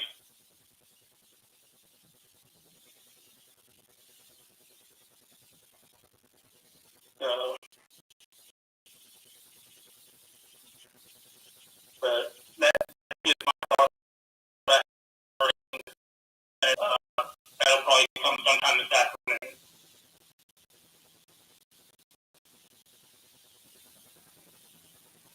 Everyone has, from what I understand, even the Jaguars have been doing first-team reps to their third-string quarterback. So, yeah, the quarterback situation for both teams is like, we think we know what's going to happen. We don't know. So stay tuned and wait and see what we hear about tonight. Yeah, all right. So next game is the Panthers and Saints. It sounds like the group mock that we were going to do at 2:30 today has been postponed or rescheduled. I'm getting the logistics for that. In the meantime, I'm just play. I do like the Saints to win, but I think Panthers cover the spread. Saints are favored by 5.5. I do have the Saints winning by a measly point, 21-20.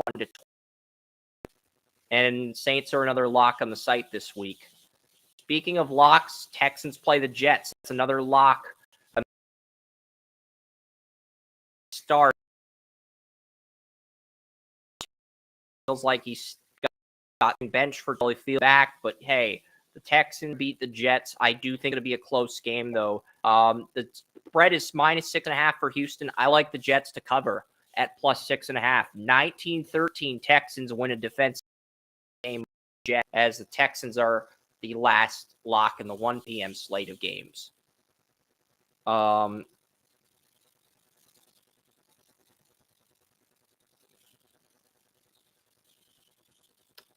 Yeah, Vikings play the Raiders. I could still do the don't know what the I don't know what's happening with that, but Vikings and Raiders, I've got the Vikings winning only because they cut Marcus Peters, only because the Raiders cut Marcus Peters and Justin Jefferson is back. I do think cover the spread. I'm going 19-17. Brian Bayless, Jesse Lucas, Orrin, and Tanya all have the Raiders winning. The rest of our crew has the Vikings pulling off the win, and I've got the Vikings winning as well, but I've got the Raiders covering the spread.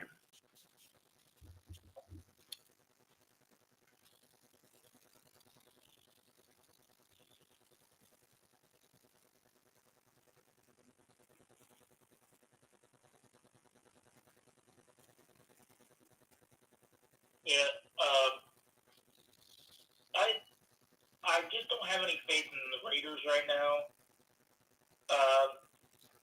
That's probably why I'm picking the Vikings. I don't have any faith in Dobbs, but they're not top 2 corner, and Justin Jefferson's coming back. So even if Dobbs throws a couple of picks, the Vikings will still win. Now, if Dobbs doesn't throw any picks, the Vikings will easily cover the spread. But right now, I don't have faith in the Vikings to cover the spread. I think they win straight up.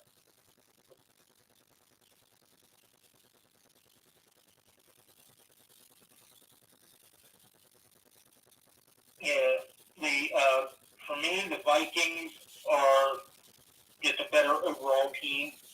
So, for me, that's really what it comes down to. And I have more faith in Dobbs than I do the quarterbacks for the Raiders. I don't have faith in Dobbs or Aiden O'Connell. I don't have faith in either guy. I think Aiden O'Connell's ceiling's higher than Dobbs was, but they're not neither. I think both quarterbacks are upgradable. I mean, Aiden O'Connell looked decent at the Shrine game, but Dorian Thompson-Robinson was the best QB I saw at the Shrine game, from what I saw. But people like Aiden O'Connell, so hey. Seahawks and Niners. I'm going to take the Niners in this one. I've got a shootout. This is my shootout. I've got 2 shootouts week 1. I've got the Niners winning. Yeah. The Seattle scoring. But Kenneth Walker in IR for a few more weeks at right guard, so I like the Niners to win. Nobody took Seattle over San Francisco. Bills and Chiefs in Arrowhead. I've got the Bills winning. They just looked a lot more energized under Joe Brady. I took the Bills to win. And guess who's officiating this game? Carl Sheffers. First Chiefs game, Carl Sheffers is officiating since Super Bowl 57 in Arizona last year. Yeah. So 40-34, Bills finally win an overtime game. They're 0-6 in overtime games. They get their first overtime win over the Chiefs. Tanya also has the Bills. The rest of the staff has the Chiefs winning. Chiefs say because the thought process most of our company is Chiefs to lose 2 in a row with Andy Reid, with Mahomes. They're too distant. And that's the thing. They beat. They lose the Packers. I told everybody last week podcast after Joey's phone died that they're going to cover the spread because Brad Allen, the Chiefs' history with Brad Allen as an official is not good. I mean, the last time the Chiefs won a game officiated by Brad Allen, they beat the Raiders at home in 2021. Before that, in Mexico in a neutral site game. Before that, the last road win in NFL for the Chiefs beat the Bills in 2014 in Buffalo when Alex Smith took down E.J. Manuel. So Brad Allen's history with the Chiefs is not good. So if you're a Chiefs fan, you need to hope Brad Allen's not officiating that wild card game you're playing in. And if you're a fan of every other NFL team, you need to hope Brad Allen's officiating a Chiefs playoff game this year. You need to pray. You need to get on your knees and pray to God that Brad Allen's officiating that game. Otherwise, you're probably going to lose the Chiefs in Arrowhead, especially if you're a Colts or Browns fan. I think the Chiefs that would rout the Browns is the Dolphins. But that's a debate we'll save for a few weeks from now, Joey. You want to tell our audience why the Chiefs are going to beat the Bills? I just like the Chiefs' defense right now, and I'm still not 100% sure that they're not going to take advantage of Josh Allen errant throw, because I think the Chiefs do have that playmaking ability. So, yeah. All right. Okay, so the Broncos and Chargers next game, we're both taking the Chargers. Both Joey and I have the Chargers beating the Broncos. I think Oren and one other person picked the Broncos. A few people picked the Broncos, but more people on our staff took the Chargers. Kerm, Tracy, Brian Bayless, and Oren have the Broncos winning. And Oren calls the Broncos. The rest of us took the Chargers. Chargers are just a better home team. They are. They're not good on the road, but for some reason they're competent at home. And the Broncos defensive line struggled against Houston. And the Chargers here and there, they'll put together a signature game where everybody in the offensive line keeps Justin Herbert clean. I think that happens again. 24-20 Chargers.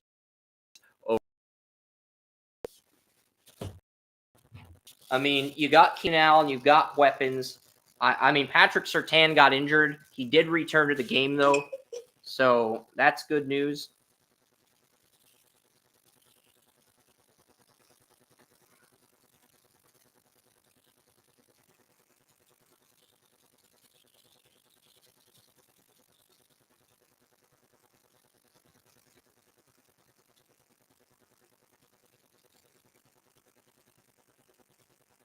Okay, so Colton does not have a microphone for the draft. That's why this thing got canceled. So he doesn't have a microphone. That's why the draft is being pushed back. He doesn't need a microphone. I mean, Joey does this podcast on the phone. It's nice to have a microphone. It is. Okay? It makes you look more professional as a streamer, as a podcaster. Having a microphone makes you look more professional. If you're doing the podcast on the go, like you're walking in the street and you're doing the podcast on the go, you do not need a microphone to do the podcast. Okay? Joey does the podcast from the city of Jacksonville.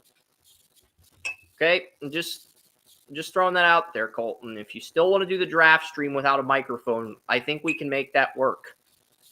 But hey, if you don't, I got to know the details scheduling after the show. But Eagles and Cowboys, I do like the Cowboys in this game. Everybody's saying, oh, John Hussey's officiating this game. The Eagles are 7-0 in games officiated by Hussey. Who cares? The Cowboys have more talent. I think the Jalen Hurts has not beaten Dak Prescott at home, and frankly, Prescott's had the better year. I'm going 34-24 Cowboys. Everybody is taking the Cowboys except for Oren. Oren, he's got the Eagles. It's like an Angry Birds level where Oren's the Angry Bird, and then you got the pigs and the Angry Birds. And we'll see what happens here. But, yeah, I like the Cowboys over the Eagles. Dak Prescott, CeeDee Lamb, back at tight end. But I do think it's going to be a high-scoring shootout. 24 Cowboys. Dak's just played the last few weeks, and I think that momentum continues.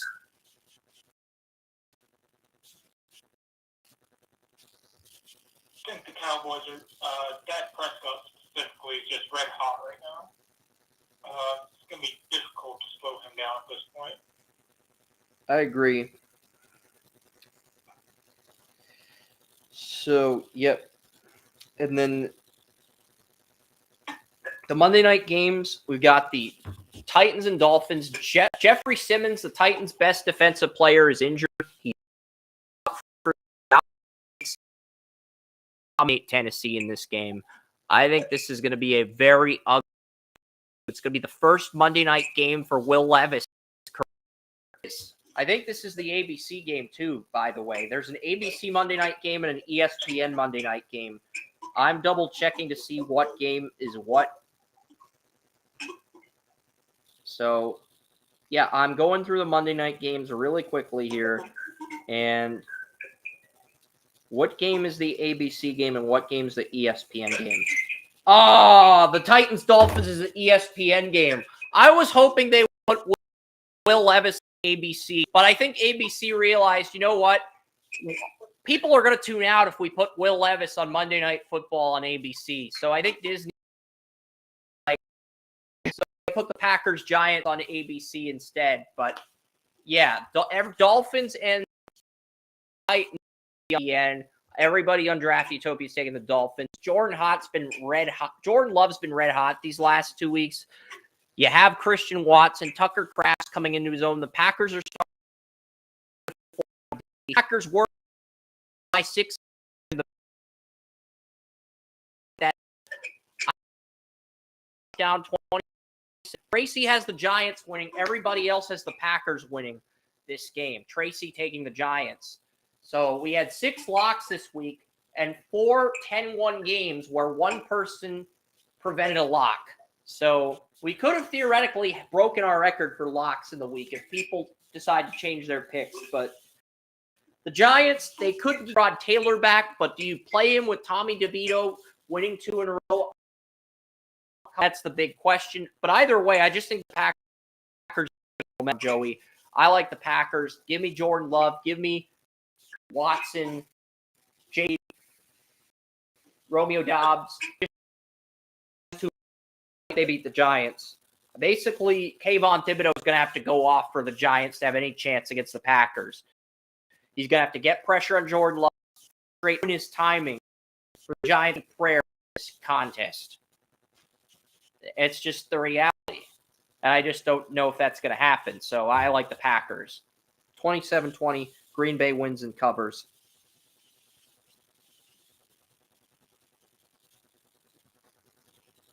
Yeah, the Packers are doing really well. Watson has got his 2 or 3 best games of the year for them. So, yeah, the Packers are playing really well right now. Yeah, so that's going to do it for this edition of Draft Utopia. We will be back in a week from now, and it'll only be this one we had today. I'll go through my MLS mock draft. Hopefully we have the player list out next week, because the worst part of going through an MLS mock is you go through the list and then you find out a player who is on your mock draft is not on the final player list, so you have to take that player out and put another player in. That's the worst part of the mock drafts for MLS, but hey, we will get all of that ironed out. I will try my very best to come up with a mock draft, and if I don't have a mock draft on the site that's updated, I'll either read through my previous one or we'll see what ends up happening. But the MLS Cup is today. It's at 4 Eastern, and Columbus Crew, they're going to take on LAFC, and last time Jimmy Haslam won an MLS Cup, the Browns made the playoffs, so if history repeats itself, the Browns will be back in the playoffs. So just something to keep in mind if you're a Browns fan. That's Joseph Potter. I'm Chris Ransom. Heisman's tonight. Who do you like to win the Heisman? I'm taking Daniels to win the Heisman. I'm hoping Penix wins the Heisman, but I think the voters are going to pick Jaden Daniels, LSU quarterback, even though Washington's undefeated. And do you think Florida State got screwed out of the playoff? We never really addressed that. But, it's kind of interesting looking back on it. I do think the committee picked the 4 best teams, but I can also see the argument for Florida State getting screwed out of the playoff. But yeah. You got anything you want to add to that? Because if not, we'll sign off. But yeah, Army Navy's this afternoon, as well as the Heisman and the MLS Cup. So there are some things on. So I don't know if the draft simulator is going to be happening today at 2:30. If it is, I'll be back on here at 2:30. If it's not, well, there's always next week. I'm Chris Ransom. That's Joseph Potter, and that's going to do it for the live stream. So long. Show everyone's picture.